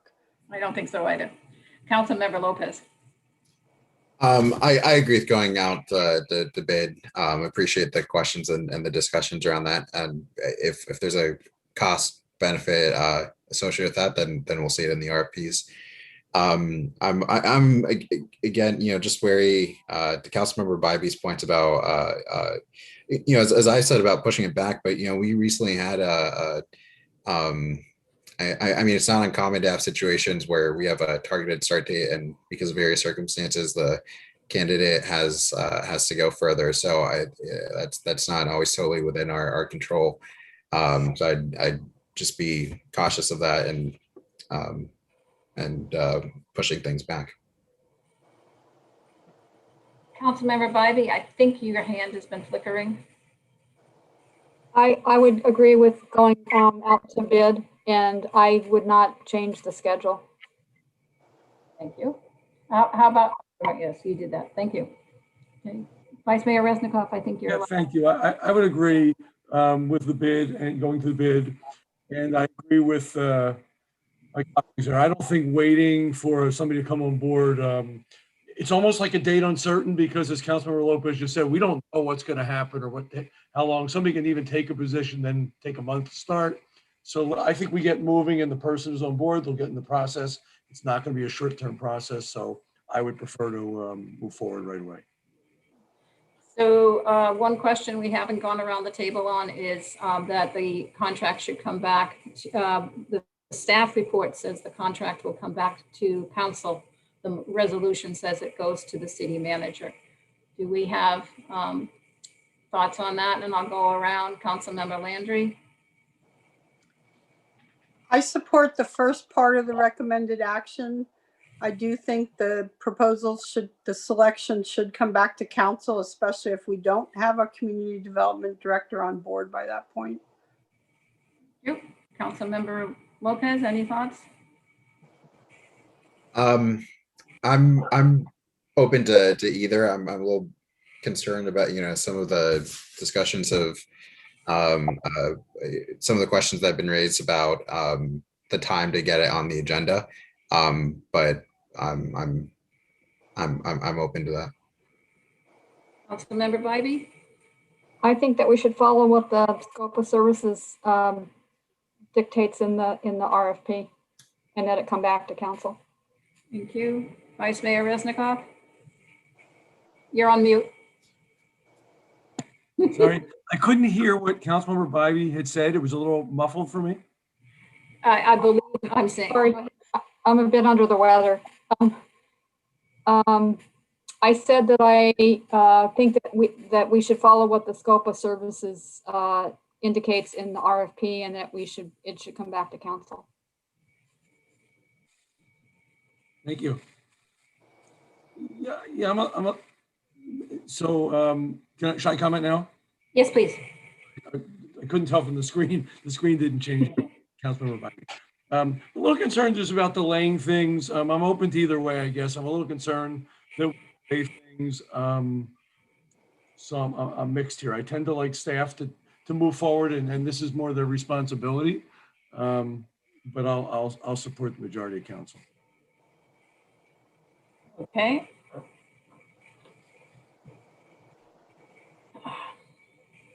Can I propose a motion? And yes, you may, in just one moment, if I'll make my final comment. I am concerned that the scope is not recognizing the impact of having to come up with 3,000 new housing units, and what that means in terms of an EIR and a new land use map and zoning changes. And I think the requirement to do that work is substantively more than what the budget here allows. So if we go forward with the RFP, I just offer that I hope the proposals come back with I'm afraid the people that we might not get qualified. I'll just say it. We run the risk of not getting qualified people if we leave the scope without recognizing the impact of the 3,000 new housing units. The scope comes across as very simplistic, very straightforward, and I don't think it is. I just don't. I'm not comfortable without an opportunity to have review by the new community development director. I don't think the schedule is that critical. Again, having looked at schedules from other cities, some other cities aren't starting this for another 2 to 3 months. I could argue, but I just think the scope is too simplistic for what Campbell is going to need. So with that, Councilmember Lopez. Yeah, I'll just comment briefly. I think your comments are very important about the cost, and I wish that had been reflected in what staff brought forward. So I share some of those concerns, and we have to do the update, so there's not a way around it. But wish we could have seen a couple different options for what the pricing could be. We're going to have to do the work sooner or later, and it's problematic if it isn't done sooner. Councilwoman Landry, you have the floor for a motion, I believe. Well, first I'd like to ask a question.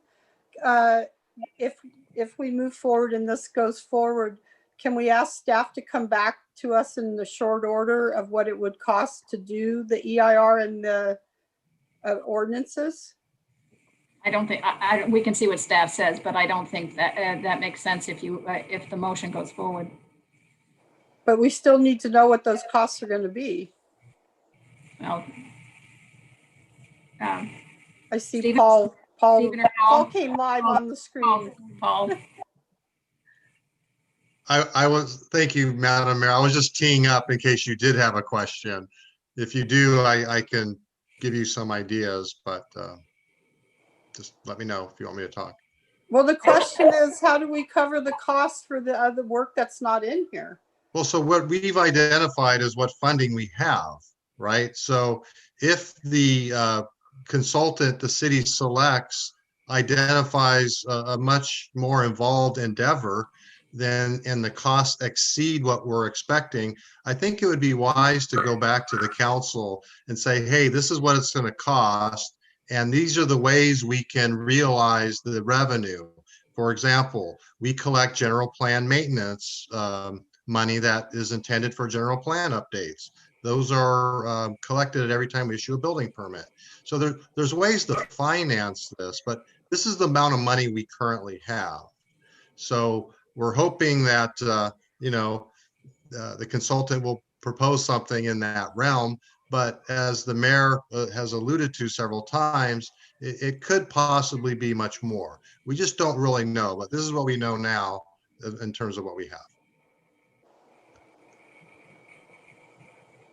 So my question related to that, Director Kamoyan, is, do we have criteria on the selection criteria? I'm concerned about us ending up with a low bidder or someone who doesn't provide the full scope that we know we need. I don't want us to get boxed into a corner.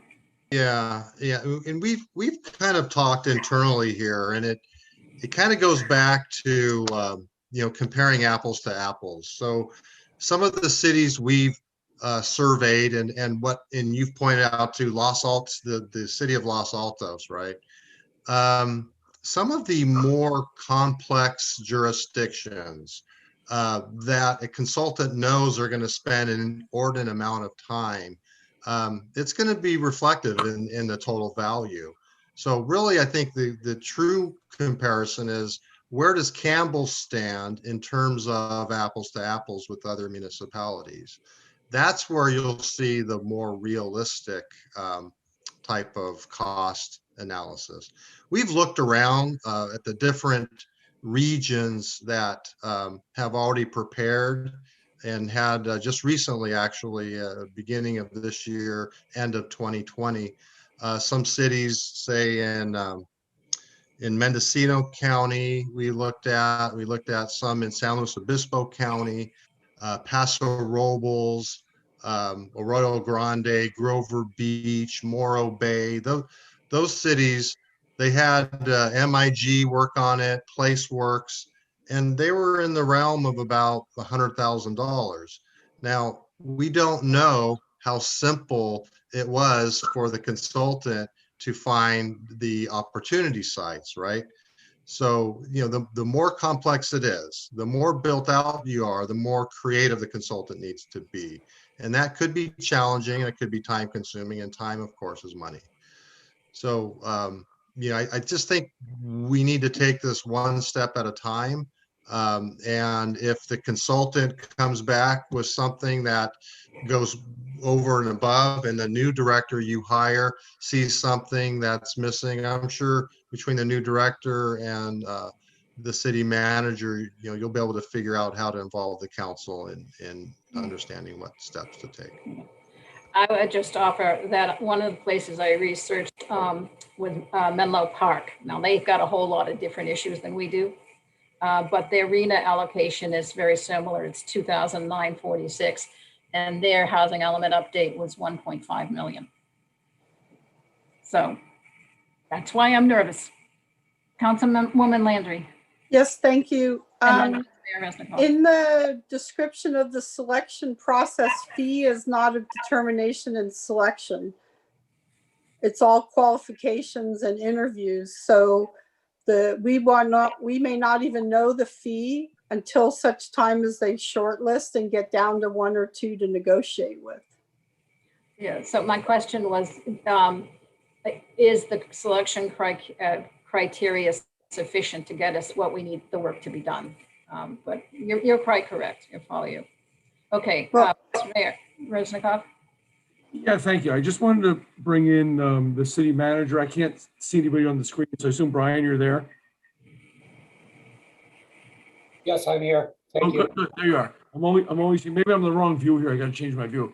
It seems like, I don't know your history with housing elements and things like that. We have Director Cremorian here now. What do we gain by waiting? I mean, a new community development director, whenever that person comes in, is going to jump in and have experience and be able to get in here.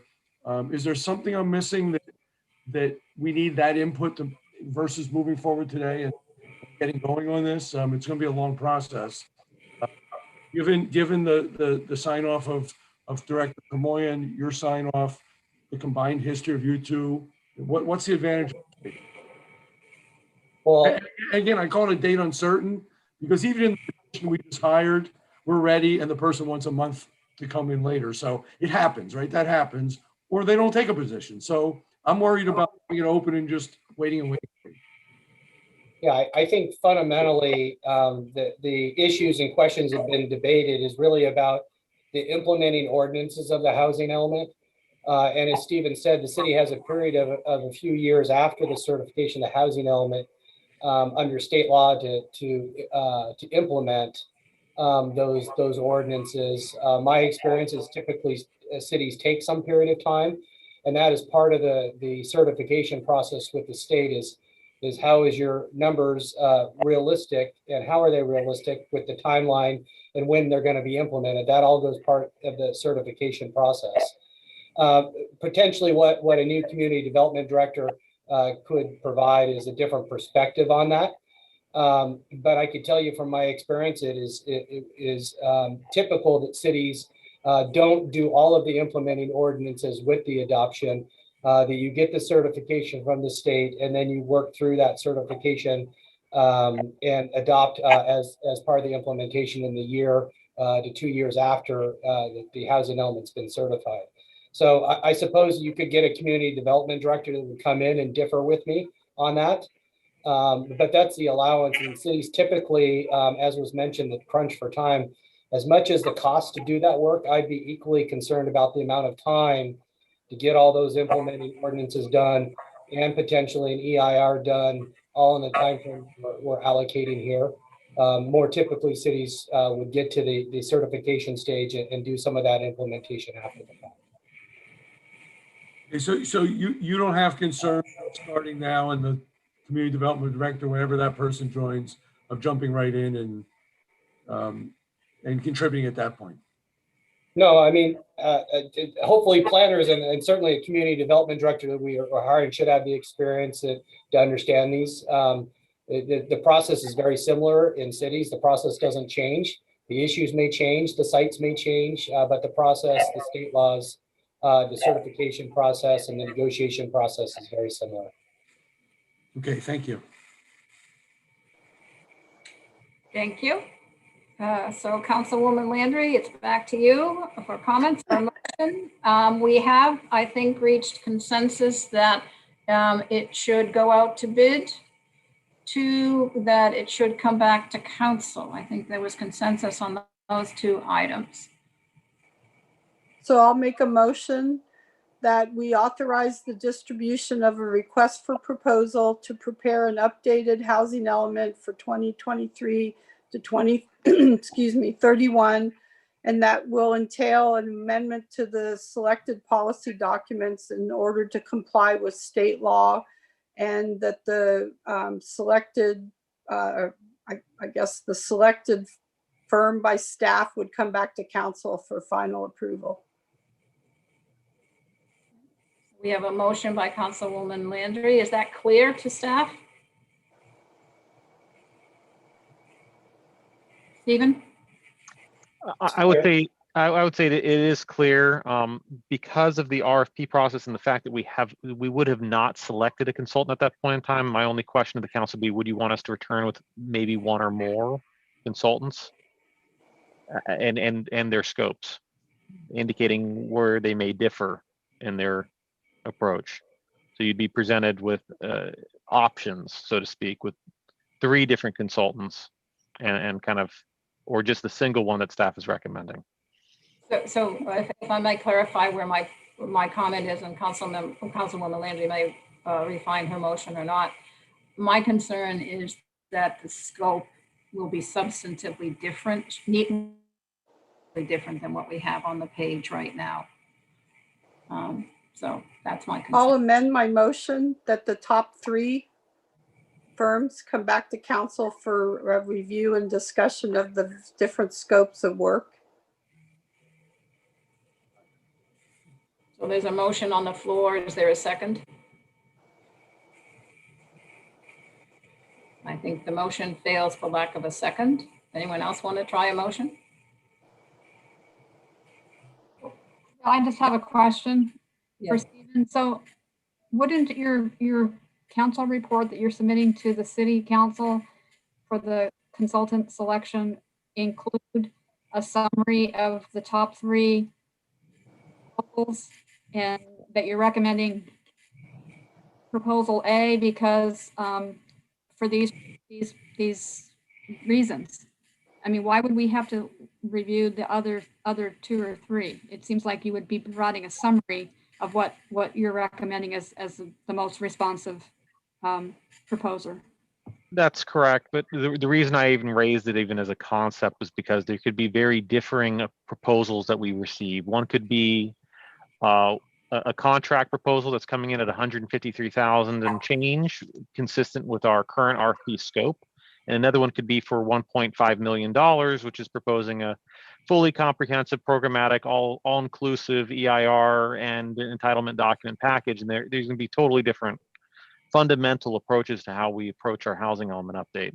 So I don't know how a staff, we could come to a recommendation saying that we're recommending the selection of the applicant that comes in under budget at 153,000.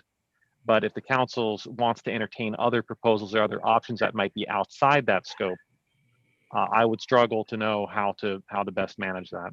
Well, Yeah. you would offer alternatives to the council and Correct. some what you just said, that, you know, this proposal includes this and this proposal includes that. The council could make a decision and go with one of the others. That was the intent of my motion, Ann, would be that the top three scope, because then you would get the range. Like Stephen just said, one may be bare bones, get to the fee, and the other may be more inclusive that helps address some of the issues the mayor has raised. And I'm concerned about the ordinances also, about timeliness with all the state rules that are changing. And Vice Mayor Resnikoff wants a word in here. Thank you. So this was my concern of bringing it to council. I understand bring it to council for an update, but I don't want to see three top bidder. Then we're making a decision on this RFP. This is staff's job. So as to how you make that decision, staff is going to have to weigh the response. That maybe that the appropriate response demands more money, and that's going to be staff's recommendation to come in and say, we recommend this, but there's going to have to be additional funding. As Councilmember Brady pointed out, there's always an alternative or two. You could do this, you could do that. I certainly don't want to be looking through RFP responses and picking somebody. I don't have the qualification to do that, and I don't think any of us do. Staff does. So that was my concern of not even saying just the city manager picks it. But the compromise here to me is staff comes back with a recommendation of one answer, gives us alternatives as they always do every project we get, but doesn't throw it on our lap and say, do you want the cheap one or do you want the one that does this? And you choose. I want staff to choose that. So I'm not going to support a motion that brings three back. So if I may offer to the motion, I'm not desirous of having three proposals come for council for review. Councilmember Bybee has the perspective, which I think makes sense, that staff would come back with a recommendation. My concern just goes back to the fundamental, is that when people read this RFP, are we going to get firms responding, recognizing that the scope is more robust than what's presented? And if we don't, then we could be at risk. And that's why I'm uncomfortable.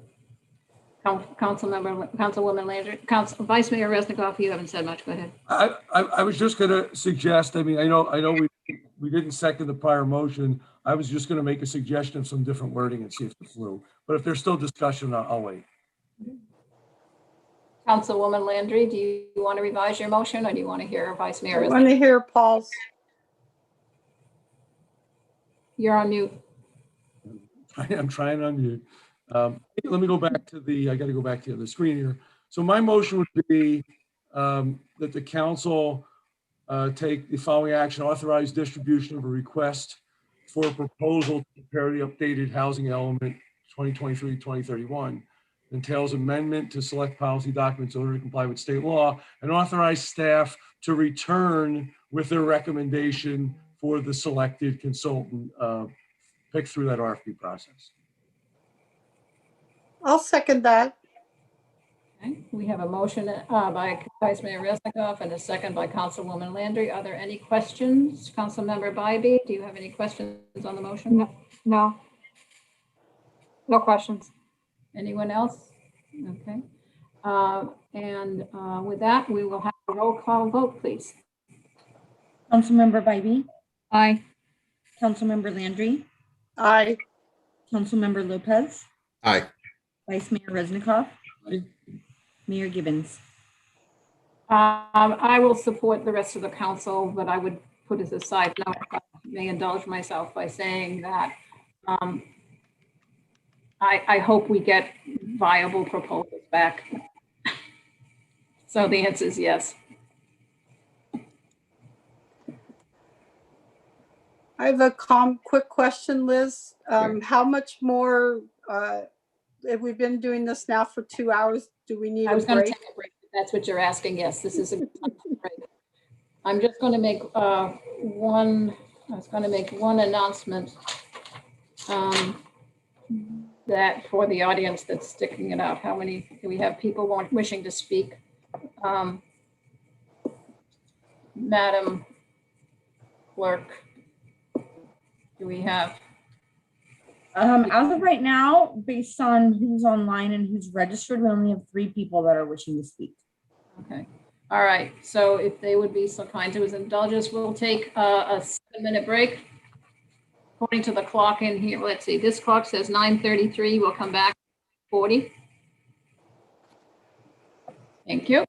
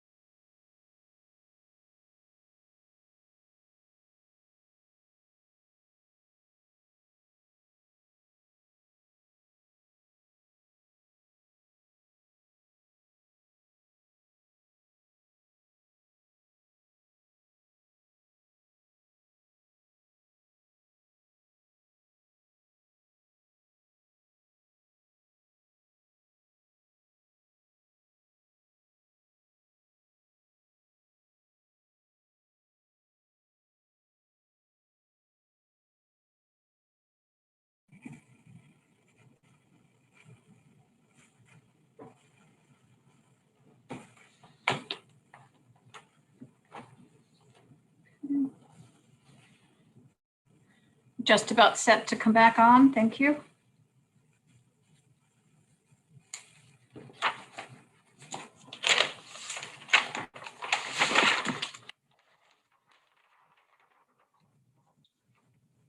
All right.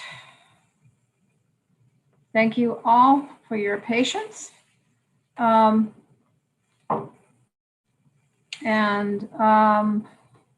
me do this.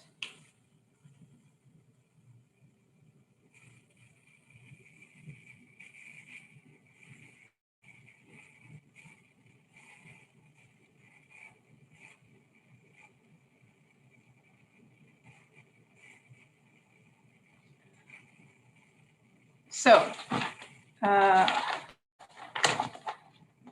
the item number 13 under new business on our agenda this evening is the fiscal year 2021 mid-year financial update and budget adjustments follow-up.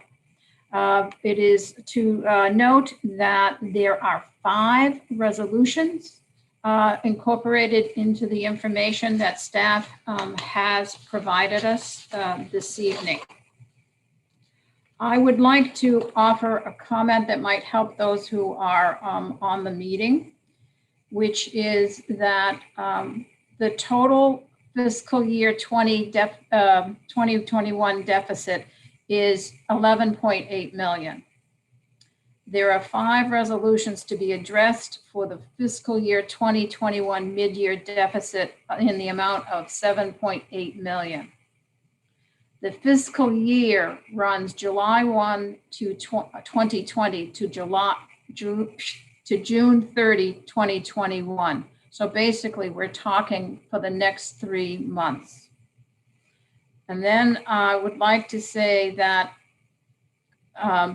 the information presented in the staff reports that you're going to hear, or in the staff presentation and in the staff report, provides the detail. The staff report identifies approaches to address the deficit. The adjustments being discussed tonight do not include modifications to programs or service reductions unless specifically mentioned in the staff report.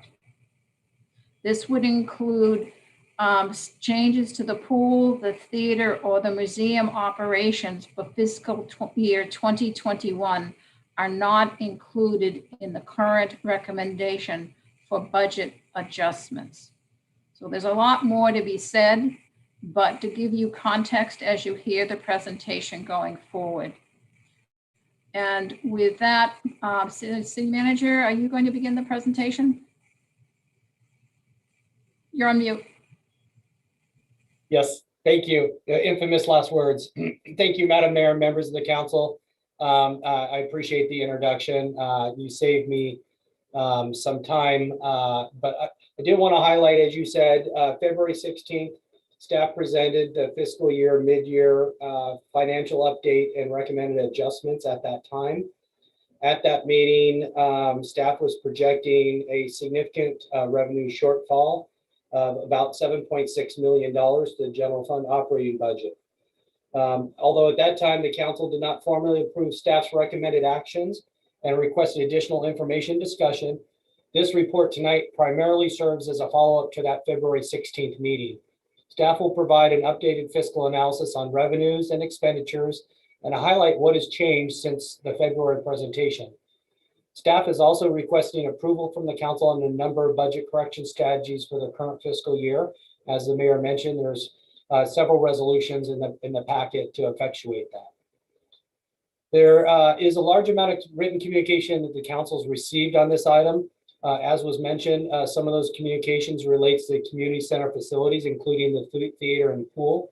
I want to be very clear and reiterate the mayor's comments to the council and the public that no decisions have been made regarding these facilities, and the budget correction strategies contained in tonight's budget adjustment proposal do not propose any closure of these programs.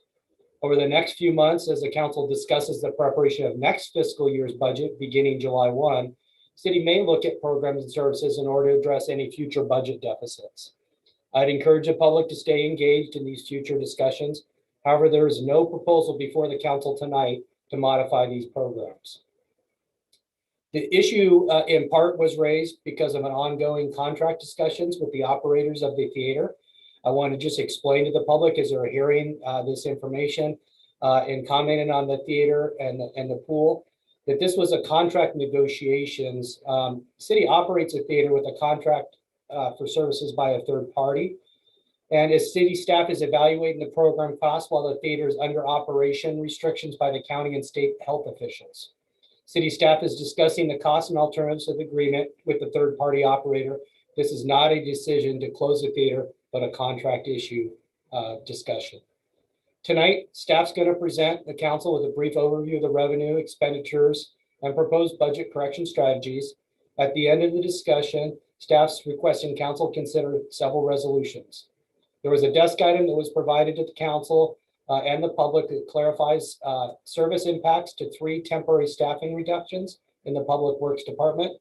The desk item also addresses an upcoming budget calendar and has made some amendments that hopefully the council is amenable to. Now let's take a look at some of the key updates since the February 16th update. And this is a bit of good news since our last discussion. And just a few highlights here. Since we provided cost revenue estimates to the council in February, property tax estimates have increased by approximately $400,000. And probably more importantly, the city has been informed that it's going to receive federal aid from the American Rescue Plan of about $7.87 million. Those payments will be split in this fiscal year and the next fiscal year, about $3.9 million in each year. Also, what has changed since the February update to the council because of these increased revenue projections is that staff has removed the proposal to use general fund reserves of about $3 million from the budget amendment proposal. And staff's also removing the recommendation to look for additional labor reductions of $772,000 as part of this proposal. Those are subject to council discussion and direction, but that is the proposal. And then there's some other operating surplus and adjustments. And I'm going to turn the floor over to Finance Director Will Fuentes to provide the council with some of those highlights and other budget adjustments, and to provide an overview of next steps and highlight the recommendations for council consideration.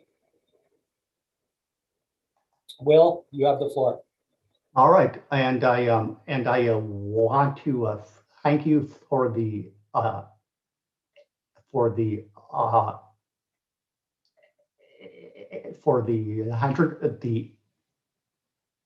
intro and stuff there, and I also want to thank the council. I think that we've certainly come a long way ahead a month. I agree that the news of aid is certainly a thing that is certainly a thing that's helpful. It will help to ensure that we don't need to do a really big cuts in the current year, and it should also help us to get over the hump until we are able to until the local and the state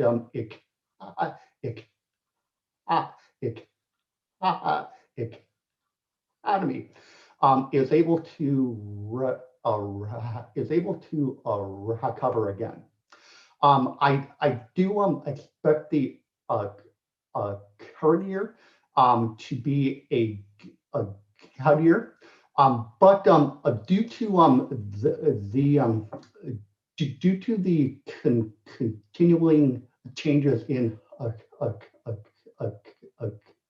COVID, it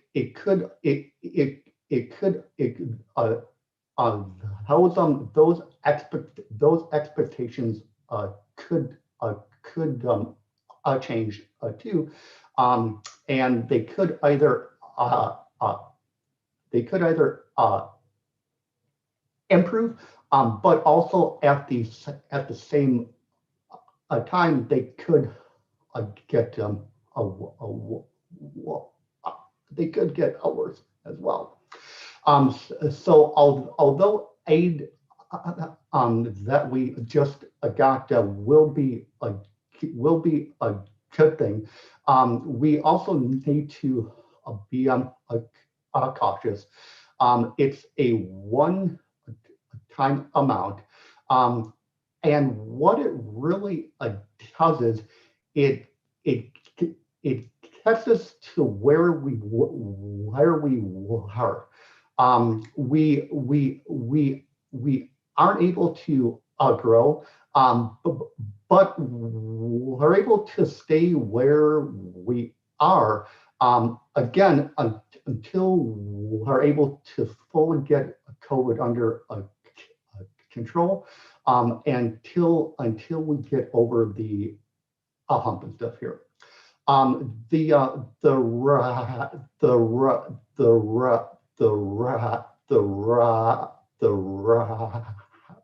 report to council contains a great tale of detail, and I won't go through each of the different pieces in detail. I want to give the council enough time tonight to discuss the different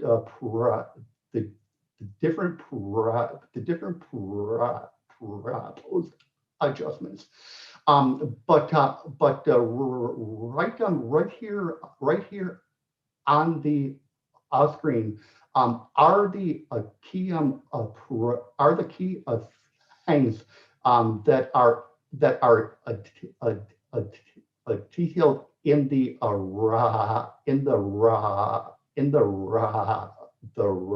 report. Council did express some desire to potentially discuss current open jobs that we're choosing or proposing to keep open through the end of June, and council may choose to either go through them in detail tonight, or also just choose to again keep them open through the end of June. And there are also details on a number of different budget adjustments. In terms of tonight, and in terms of the adjustments for FY21, the different proposals can either be all approved together. They could be approved in different groups of either 2 or 3 or so, or they also could be approved, either discussed and approved apart as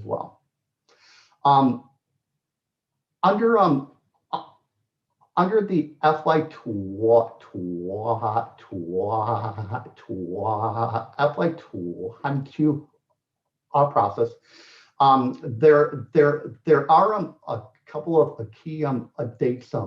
There are a couple of key dates that are on the screen. We would propose that we go through strategic goals and objectives by the end of the month. And then also in April, May, and June. A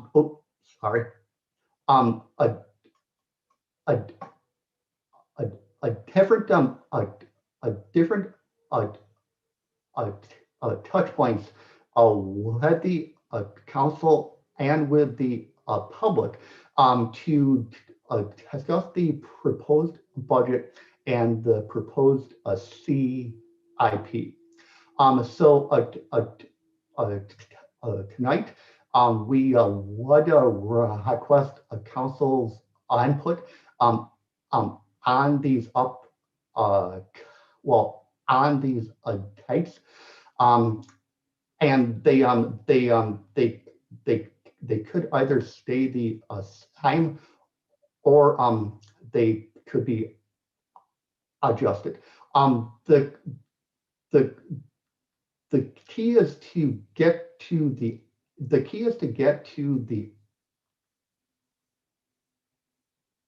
end of June and adopt the budget and the CIP. So again, the total budget the total budget adjustments that are being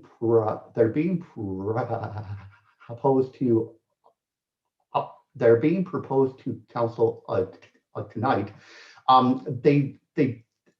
They do result in a slight general fund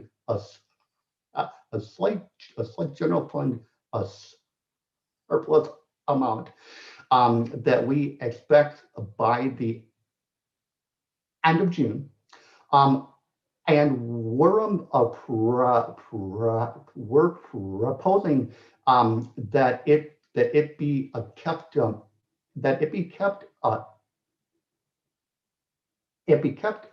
place and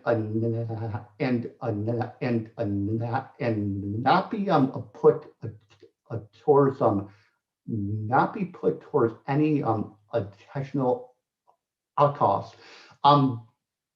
Just to be cautious, in case our income streams, in case they come in under what we expect by the end of June, in case that we incur any unexpected costs, but also in case the aid amount that we expect to get comes in under the current amounts that we've been told. We expect to get a certain amount, but until we get the check, it still could change. So we do propose that we be a bit cautious here, and that we keep in a place a small cushion just in a case. So with that, I will end this and return to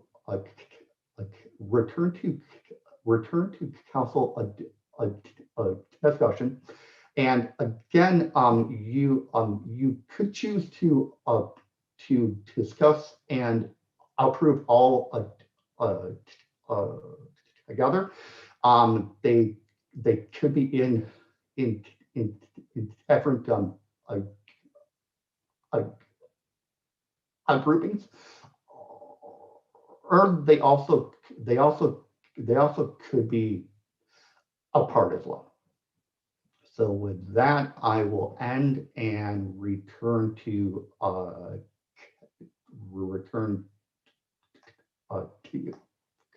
council.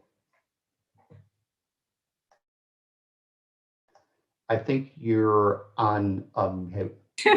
See, I was trying to be quiet in the background for you. No problem. Thank you, Mayor.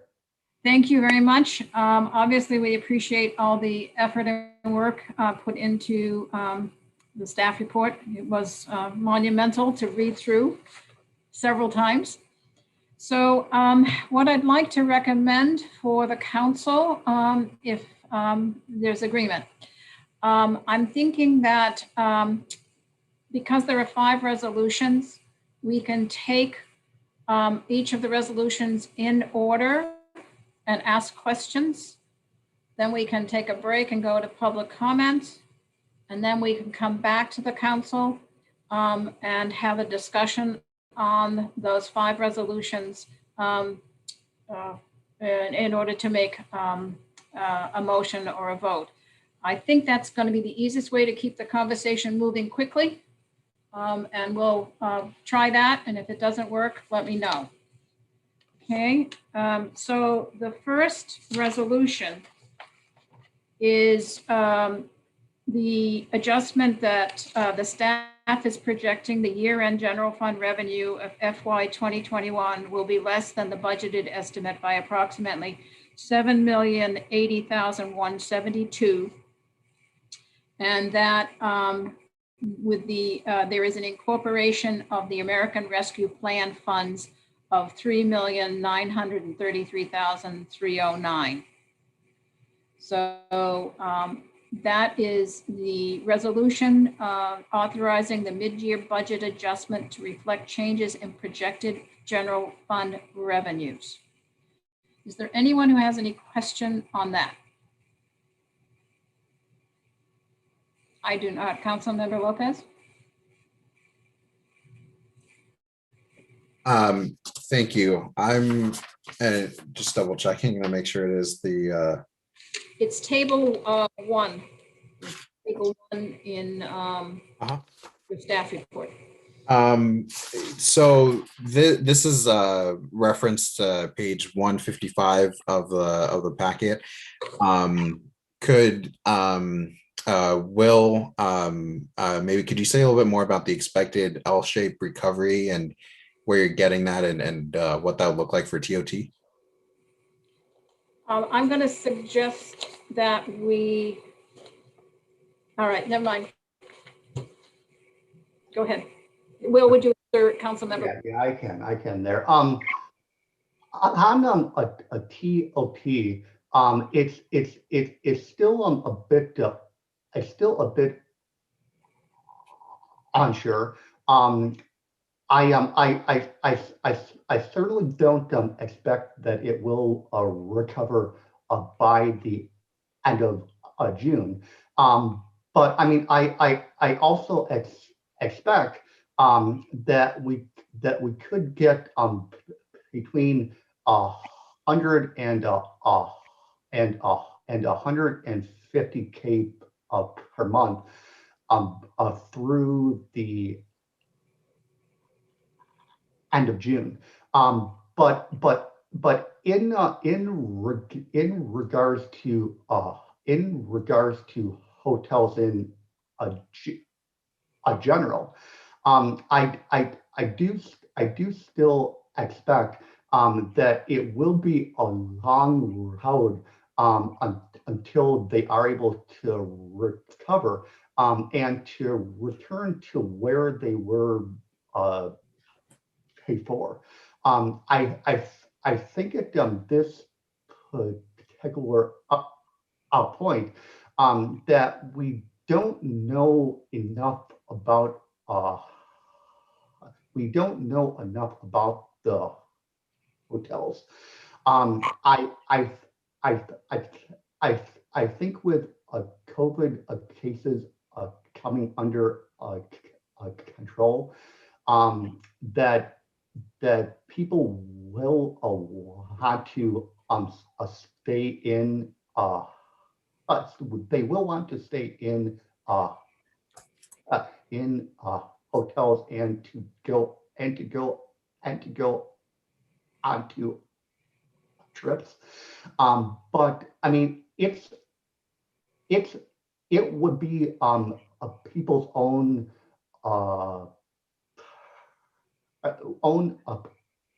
personal trips.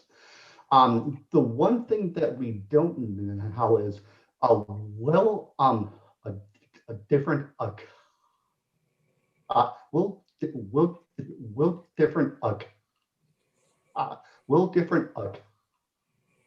companies send their people onto trips for jobs, and the hotels in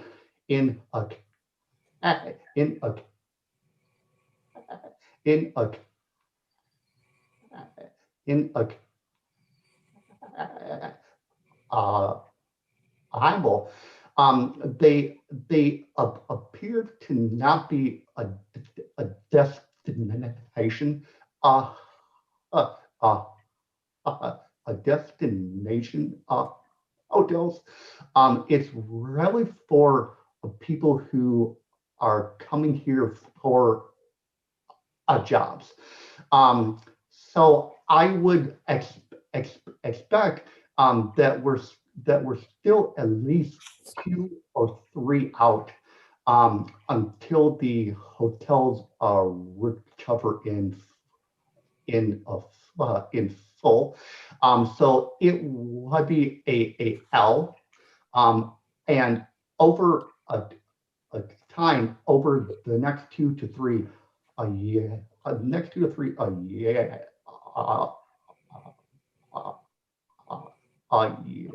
next 2 to 3 years or so, I would expect them then to return. And so just to clarify, the L-shaped recovery assumes a big drop and then kind of a flattening out, steady. Yeah, I mean, I think we're right now to the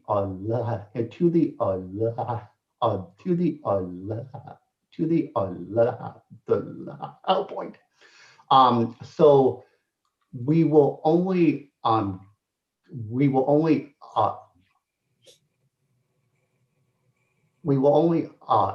increase. And I think that we've hit the low point in our hotels and in our TOT. Thank you. In the interest of not saying this when it's out of context, as you know, I was not comfortable with the estimates for the TOT or the sales tax at our last meeting. So I did go out and do some research, and I stopped in at some of the hotels here in Campbell and found that they all had lowered their rates by 50%. And they all were under between 30 and 50% occupancy. And the projection in the industry, according to the San Jose Business Journal, is 2025 for return. And the first sign of return is going to be when the occupancy goes up, and then they will start raising their rents again. So it is a very, very, very barely moving L from the perspective of our local businesses. Any other questions? I just have, I'll wait to the discussion point then on that one. Okay. If there's no other discussions on resolution 1, are there any questions on resolution 2? This is the resolution of the City Council authorizing a mid-year adjustment to reflect new and extended vacancy freezes and temporary staff reduction for fiscal year 2021. And this is where the number of new and extended vacancy freezes and temporary staff reductions results in a total net savings of $894,043. And I believe that is table 4 in the staff report. Does anyone have any questions on that? Councilwoman Landry? Thank you. Regarding the freezing of positions, we've already made positions frozen, specifically targeting the deputy city manager position.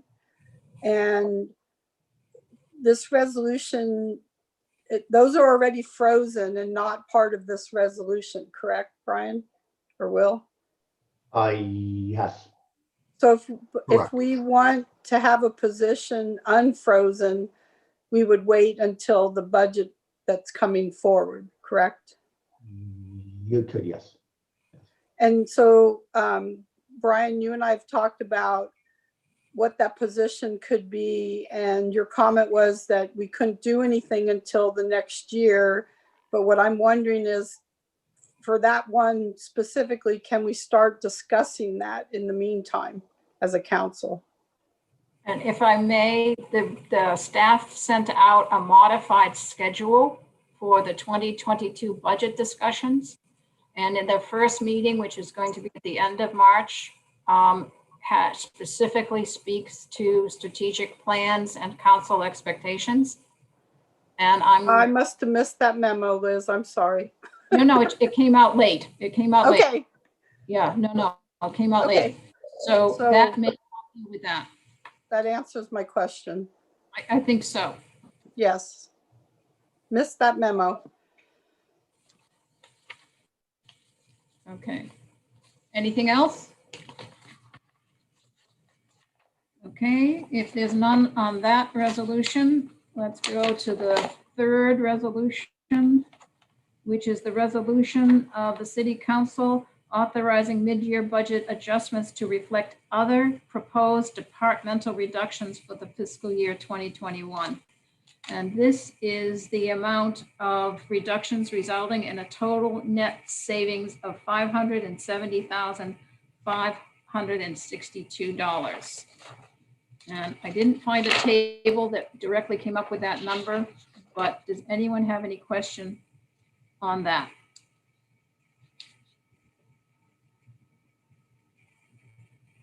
Seeing none, we may have discussion on these, I appreciate.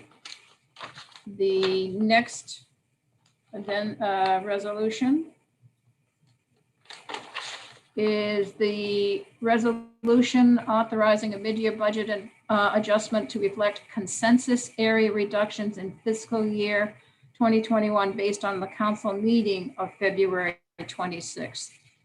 This one we want to make sure we all agree with. This is the resulting in a net benefit of general fund of $2,556,748 to partially offset projected revenue losses.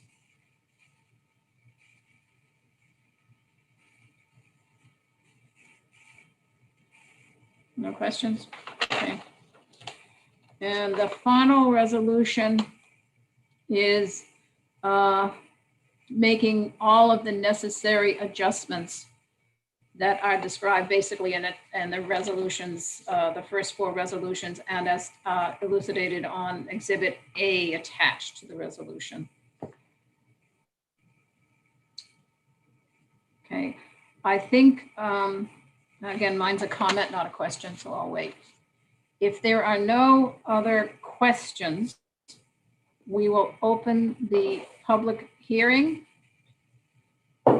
And Madam City Clerk, may we have, how many speakers do we have?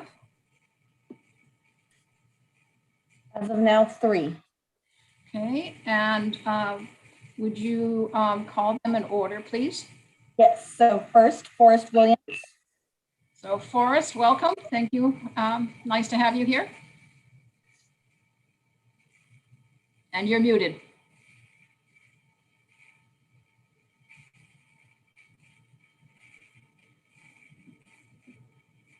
Forrest Williams.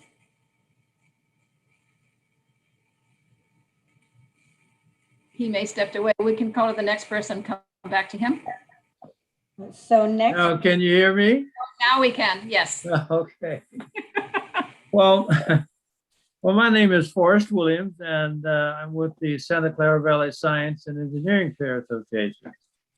And we've had a lot of experience with Campbell, and especially the theater. And my understanding from the beginning, the mayor said that that was not going to be one of the considerations tonight.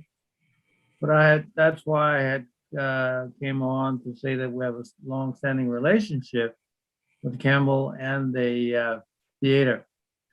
And we would ask that you do all that you can to preserve the relationship.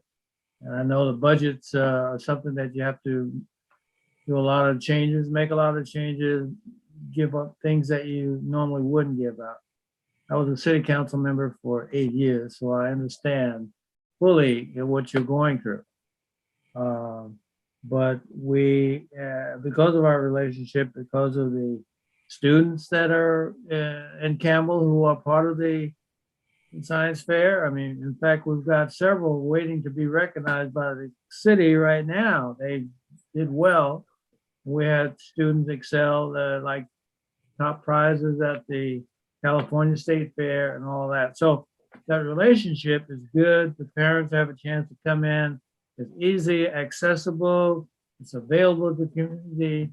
And so I thought it just, that I would have to come and say, we ask you to consider all the other options, but as much as you can, within the possibilities, to preserve that theater for us. But it's for the community as well. It's not just personally for us, but for the community. And as we know, there's a new effort in terms of health and wellness and fullness in the existence rather than one way or the other. But so those all play a role in the wholeness of us, and technology is one of our efforts, and we appreciate the students from Campbell, and they're going to change the world. And so I'm just happy about that. And, so we just ask you to do all that you can to preserve that theater for us. Thank you very much, Forrest. We have some wonderful scientists, and we have you on our agenda to recognize these young people. So thank you for all you do as well. And our next speaker, please. Monica. Monica? Hi. And you are on mute too. We'll give you a moment to get online. There you go. Oh, you almost did it. You're still muted.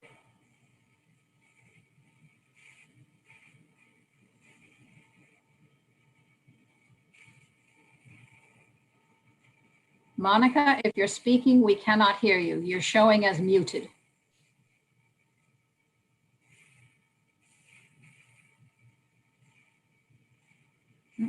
Okay, we'll go to the next person and come back to Monica if we can. Okay. Next, Alan Meyer. Alan, hello. Hello, Yes, hello. We can hear you. Thank you. council members. I signed up earlier, but my wife has written a letter. This concerns our community center swimming pool. And Mayor Gibbons, I did hear you say that the pool would not be directly in jeopardy based on the content of your budget deliberations as it stands. But since you have my wife's letter, I will just ask you to include that in your considerations and deliberations. It's a very successful program. It's a very beneficial program. I'm not a participant, my wife is. I know that there are over 60 people that are participating, and it's oversubscribed, the current aquatics fitness programs at the pool. I think it's one of the things that really adds to the quality of life and the attractive character of the city of Campbell. So that's all I'll say for now. Thank you for the time. Thank you very much for holding on with us, and thank you and your wife for your comments, and glad you can enjoy our wonderful city and community center. Okay, shall we try to go back to Monica? Okay, I'm here. Can you hear me? Yes, we can. Yay. Okay, I just want to share my views on why I hope that the pool at Campbell Parks and Rec would stay open. And so anyways, I've been swimming there since 1998. And it's a great place to meet people, stay in shape, relationships are made. It's one of the few outdoor pools where you can work out. And I was a coach at the Wave, Campbell Wave. And so it was great to, be the coach at the swim team and see the swimmers train, compete. Their friendships were made on the team as well as the adults. And then I coached the adult swim class at 6 a.m. and these adults were very committed. And then later I formed the master swim team. So I'm just saying that, the swimming pool at Campbell is very important. It's also a place where adults can get therapy. And then the adult classes are always filled. The water aerobics classes are always filled up. When I go in the locker rooms, the older women who are going to do water aerobics, the relationships are real strong. And I know that if they don't have the aerobic class for the women and men, if they want to join, it's going to be a great loss. And there are 3 main outdoor swimming pools, and that's Santa Clara, Camden, and Campbell. So if Campbell Pool closes, and that means there's only 2 pools available to swim in. So I'm just trying to let you know how a bunch of our swimmers feel about this. So we want you guys to keep the pool. Thank you so much. And we did receive quite a few letters specifically about the pool. So thank you for all of the swim teams, and I think some awards, if memory serves, your team and so forth have done. So thank you for all of that. Okay.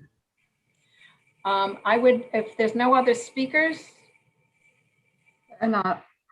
Okay. So just to make sure that everybody knows, it's important. Tonight's talking just about closing the budget deficit for the current fiscal year, which ends on June 30th. We are going to be having tough discussions going forward for 2022, because as you can see, the numbers are daunting and staff is working very hard to provide us with accurate forecasts going forward. So thank you all for your input, and we did receive a lot of letters and they were all distributed to the council members. So thank you. Okay, if there are no other comments, I'll close the public hearing portion of the meeting. And we will go back to the council. And this is the discussion time. And I will try and follow the same order that we did with the 5 resolutions. And then we do, as was included in the staff report that was revised, and the staff presentation by Will, talk about the calendar of schedules for the 2022 budget. So to begin, going back to the resolution identifying, excuse me, the 780,000 odd shortfall that needs to be recovered, which is reflected in table 1, and the inclusion of the ARP funds to help close that gap. Is there any question on that? Okay, I have, I think, just a few brief ones. Consistent with Councilmember Lopez's, I know that staff works hard with professional consultants, specifically on sales tax and TOT. I've lost confidence in your consultants. I just don't think that they're specific to our Campbell bubble, which is why I went out and tried to do some research of my own. I will accept the amounts reflected in here that come up to that $7,080,000. But I will also offer that when you look at table 2, which shows the surplus of the $713,000, I'm glad that money is in there because I do not have confidence that the revenue projections, particularly specifically for TOT and sales tax, are going to meet the level that you've included.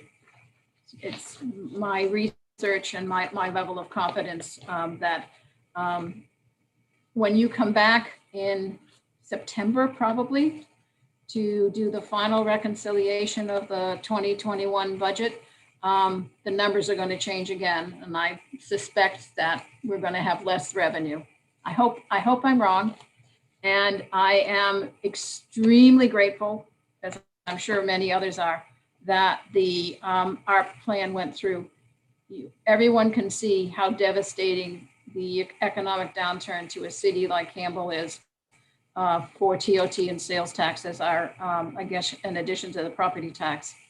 That $3.9 million made all the difference in the world. So I'm supportive of resolution on the first resolution on the project general fund revenues. Anyone else have any comments? Yes, Councilmember Lopez. I'm also supportive of the resolution, and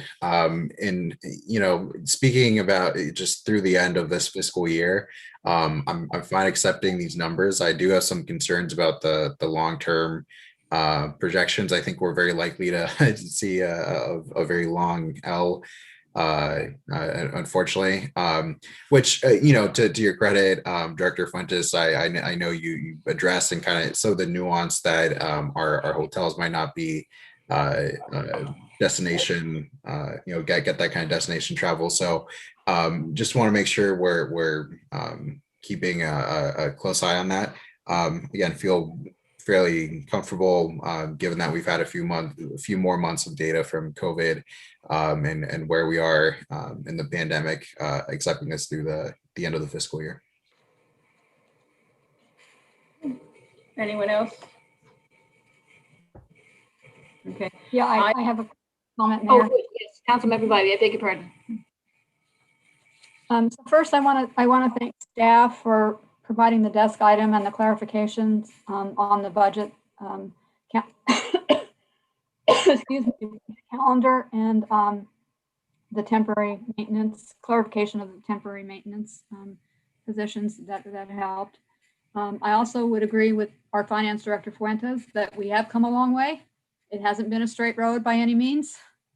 And it's been a unique and challenging process to manage given the pandemic and the constant changes that have occurred. And it seems like we take a step forward and then take 2 steps back. I support the recommended actions tonight in order to balance the FYI 2021 budget using the strategies that staff has brought forward, including the federal ARP payment. But I also want to, although that relief provided help at a critical time, it's also important that we do not lose sight that there's a systemic imbalance in our budget that really needs to be addressed in the upcoming 2022 budget development cycle. And that again, I'm going to say it for the record that it needs to include review and prioritization of all city services and programs and potentially some reduction in force. But overall, I applaud staff for the report that's come forward. I know it's been challenging and frustrating, and your efforts are appreciated by me. Thank you, Councilmember Bybee. Vice Mayor Resnikoff? Yeah, I'll just echo almost word for word what Councilmember Bybee said. I think there's going to be some very, very tough decisions coming up for the budget of next fiscal year. But, this is unprecedented, and I think staff's done a great job trying to figure out what's going on with things changing all the time. I haven't lost faith in your consultants and things like it, because nobody really knows. They give you the best they can do with the information they have. But I think we've done well. We've maintained our reserves. We've maintained city services. So I might commend staff for what they're doing. And that being said, as Councilmember Bybee said, the tough decisions and the fears that people have and all the letters we're getting, we have to address those things. And we're very fortunate, I think, that we don't have to address them this fiscal year as we thought we would. I think that's a real positive for everybody, for services, for workers, for the residents. And then we need to be very serious about all this again, and when the budget discussion comes up. But thank you to staff, because I know this is not an easy period to go through, and the city's running well. So thank you. Thank you. Anyone else? Okay. Does anyone have any comment on any of the other resolutions?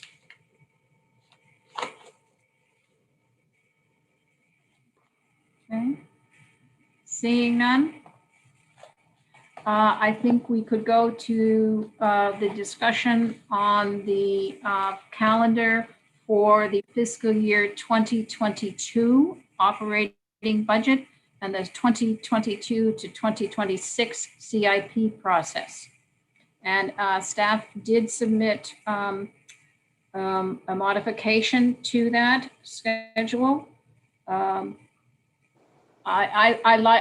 answered a lot of my questions, what staff sent out this afternoon, so I appreciate that. Anyone else have any comments? Councilwoman Landry? No, but Ann has her hand up, I think. It doesn't show. So Councilmember Bybee? Sorry, I forgot to lower it. Just speaking out for you, Ann, there. Thank you, appreciate it. Okay. So no one else has any comment? So I think Councilmember Bybee said it extremely well, that reinforced by Vice Mayor Resnikoff, that we are not out of the woods by a long shot. The seriousness of what was to be tonight didn't occur because of the ARP funding. And that's not going to be the same going forward to 2022. So I thank staff for all the hard work and the back and forths that we took them and other consultants through. I think we are at a good point, and this will be resolved tonight, I think, and allow you to focus on the 2022 budget, which is what we need to be doing. So thank you. Thank all of your staff for all that time and effort. And with that, I think we could do a motion to approve probably all 5 resolutions. And then we need another motion to approve the proposed schedule for the 2022 budget discussions. I'll make the first motion then, that the city council adopt resolutions number 1 through 5 for the proposed fiscal 2021 mid-year budget. Adjustments, sorry, missed the word adjustments. I'll second. Councilmember Bybee, motion by Councilwoman Landry, seconded by Councilmember Bybee. May we have a roll call vote, please? Councilmember Bybee? Aye. Councilmember Landry? Aye. Councilmember Lopez? Aye. Vice Mayor Resnikoff? Aye. Mayor Gibbons? Aye. Thank you. And then a motion per the, what do you call it, desk item for the revised calendar for the FY22 operating budget and 22 CIP scheduled to move forward.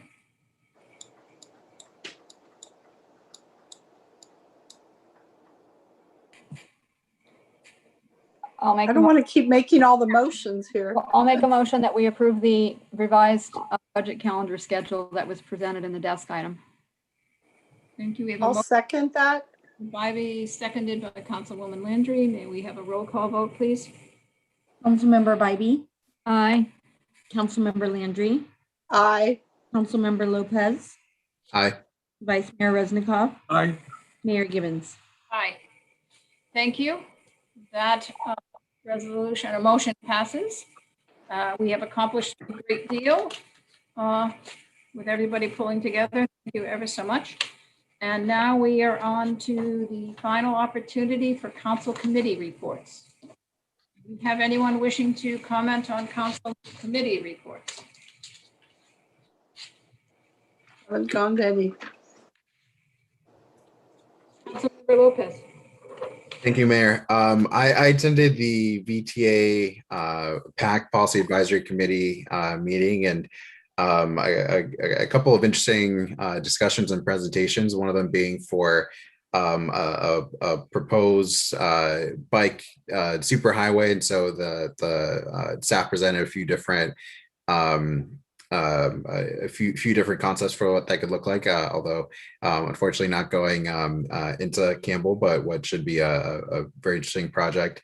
And then something that did touch on our borders, high capacity transit corridors. And so this was an item with a VTA undertaking the beginnings of a study to look at faster bus service. And there's 3 Campbell corridors that would be included in the initial round of study. So could be good things for bus service for our community.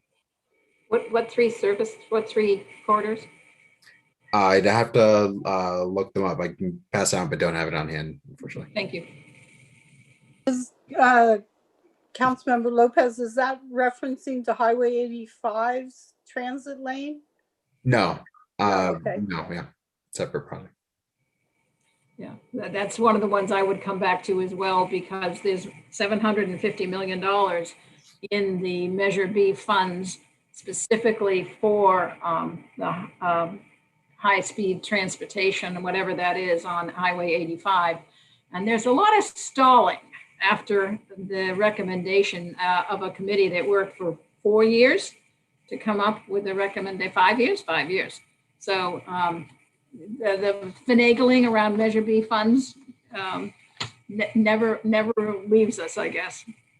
Everybody that was on the committee over 5 years is now gone. Except for you. Sergio's on it now. Oh, that's on, he's not on the, oh, is he on the 85? Does that still exist? Yeah. And I'll just clarify, this is totally separate. This is only looking at existing bus service. And yeah, and so it's a separate project, and they're still in the early phases of the study.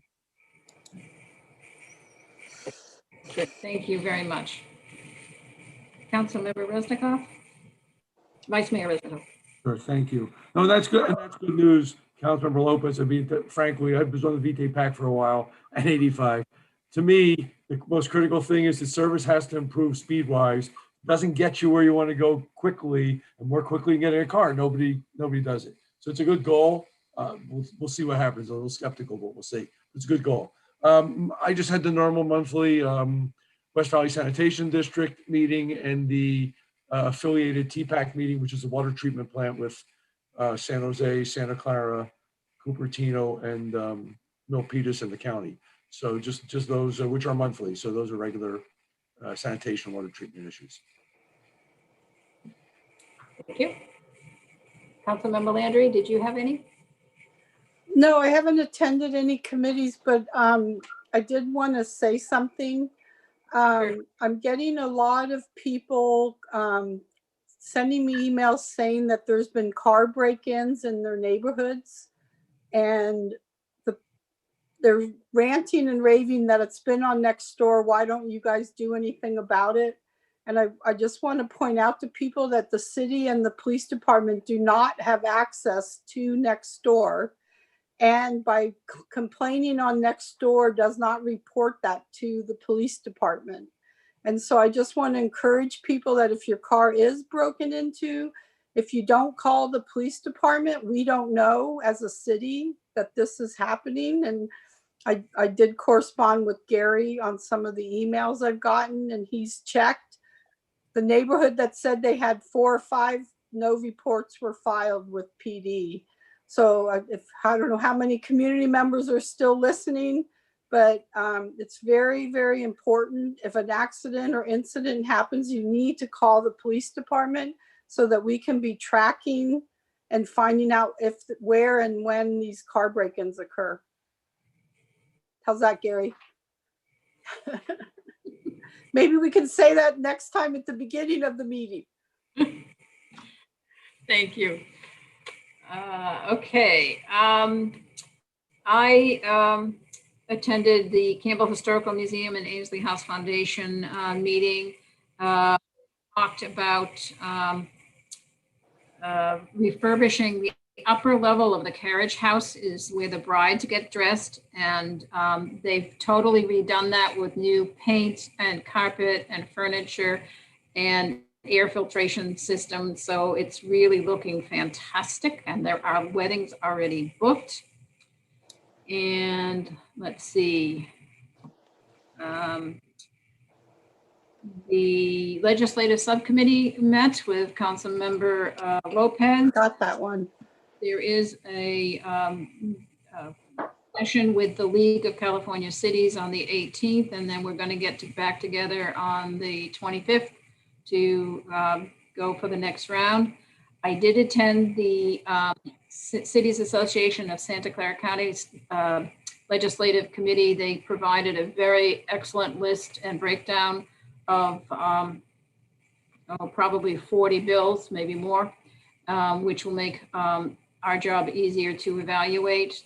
There are bills that are of concern that are coming up very quickly. And the legislative subcommittee is following the policy approved by the council a year ago and complying with those requirements. And then I continue to go to the Silicon Valley Clean Energy Board of Directors and Executive Committee and Finance Committee meetings. All is going well. And I also am going on Saturday mornings, as Councilwoman Landry did, with Supervisor Chavez's meeting on COVID. The city manager and I attend those. It's a lot to learn. I think I've mentioned before, there are programs that they will help provide information on the CAP program. It's a community ambassador program. If you would like to be of help to yourself and your neighbors learning specific information, please go and check out the CAP program on the Santa Clara County webpage. And I will tell you, the county is working hard, and every city is working hard to get more vaccine here and getting it distributed quickly and correctly. So there's no let up in what the county is doing to make that happen. Also, I've been meeting now once a month with Supervisor Ellenberg, going over various concerns in our community, exchanging information. The most urgent one has been on homeless. Obviously, the situation at Kohl's we've discussed, I think, but we also have individuals being around our community, and there's a challenge about them hoarding food and causing a nuisance. So there's a community group that's being established to help work through some of the issues that type of behavior has. Campbell PD had a very well-attended and well-received public meeting with Captain White and representatives from County Health and Supportive Housing. It gave the audience an idea of what really is the reality of the homeless and what the city can and can't do and what the community might be able to do. And so I, along with the community people and staff, are putting together a letter to the Board of Supervisors saying that out of a city, out of a county employee base of nearly 20,000, to have a behavioral team responsible for the entire county of 11 people doesn't quite balance out. So if they're meaning to help solve homelessness, they've got to put the money with the services that are needed. And we're going to work hard to have that happen. So I'll keep you updated along with Councilmember Bybee, and I are doing that. So that's my last comment. Seeing no one else. All right, thank you all. Have a good evening. And it's Thank you. o'clock. Bye. And if what do you call it, was open, we'd be going for drinks.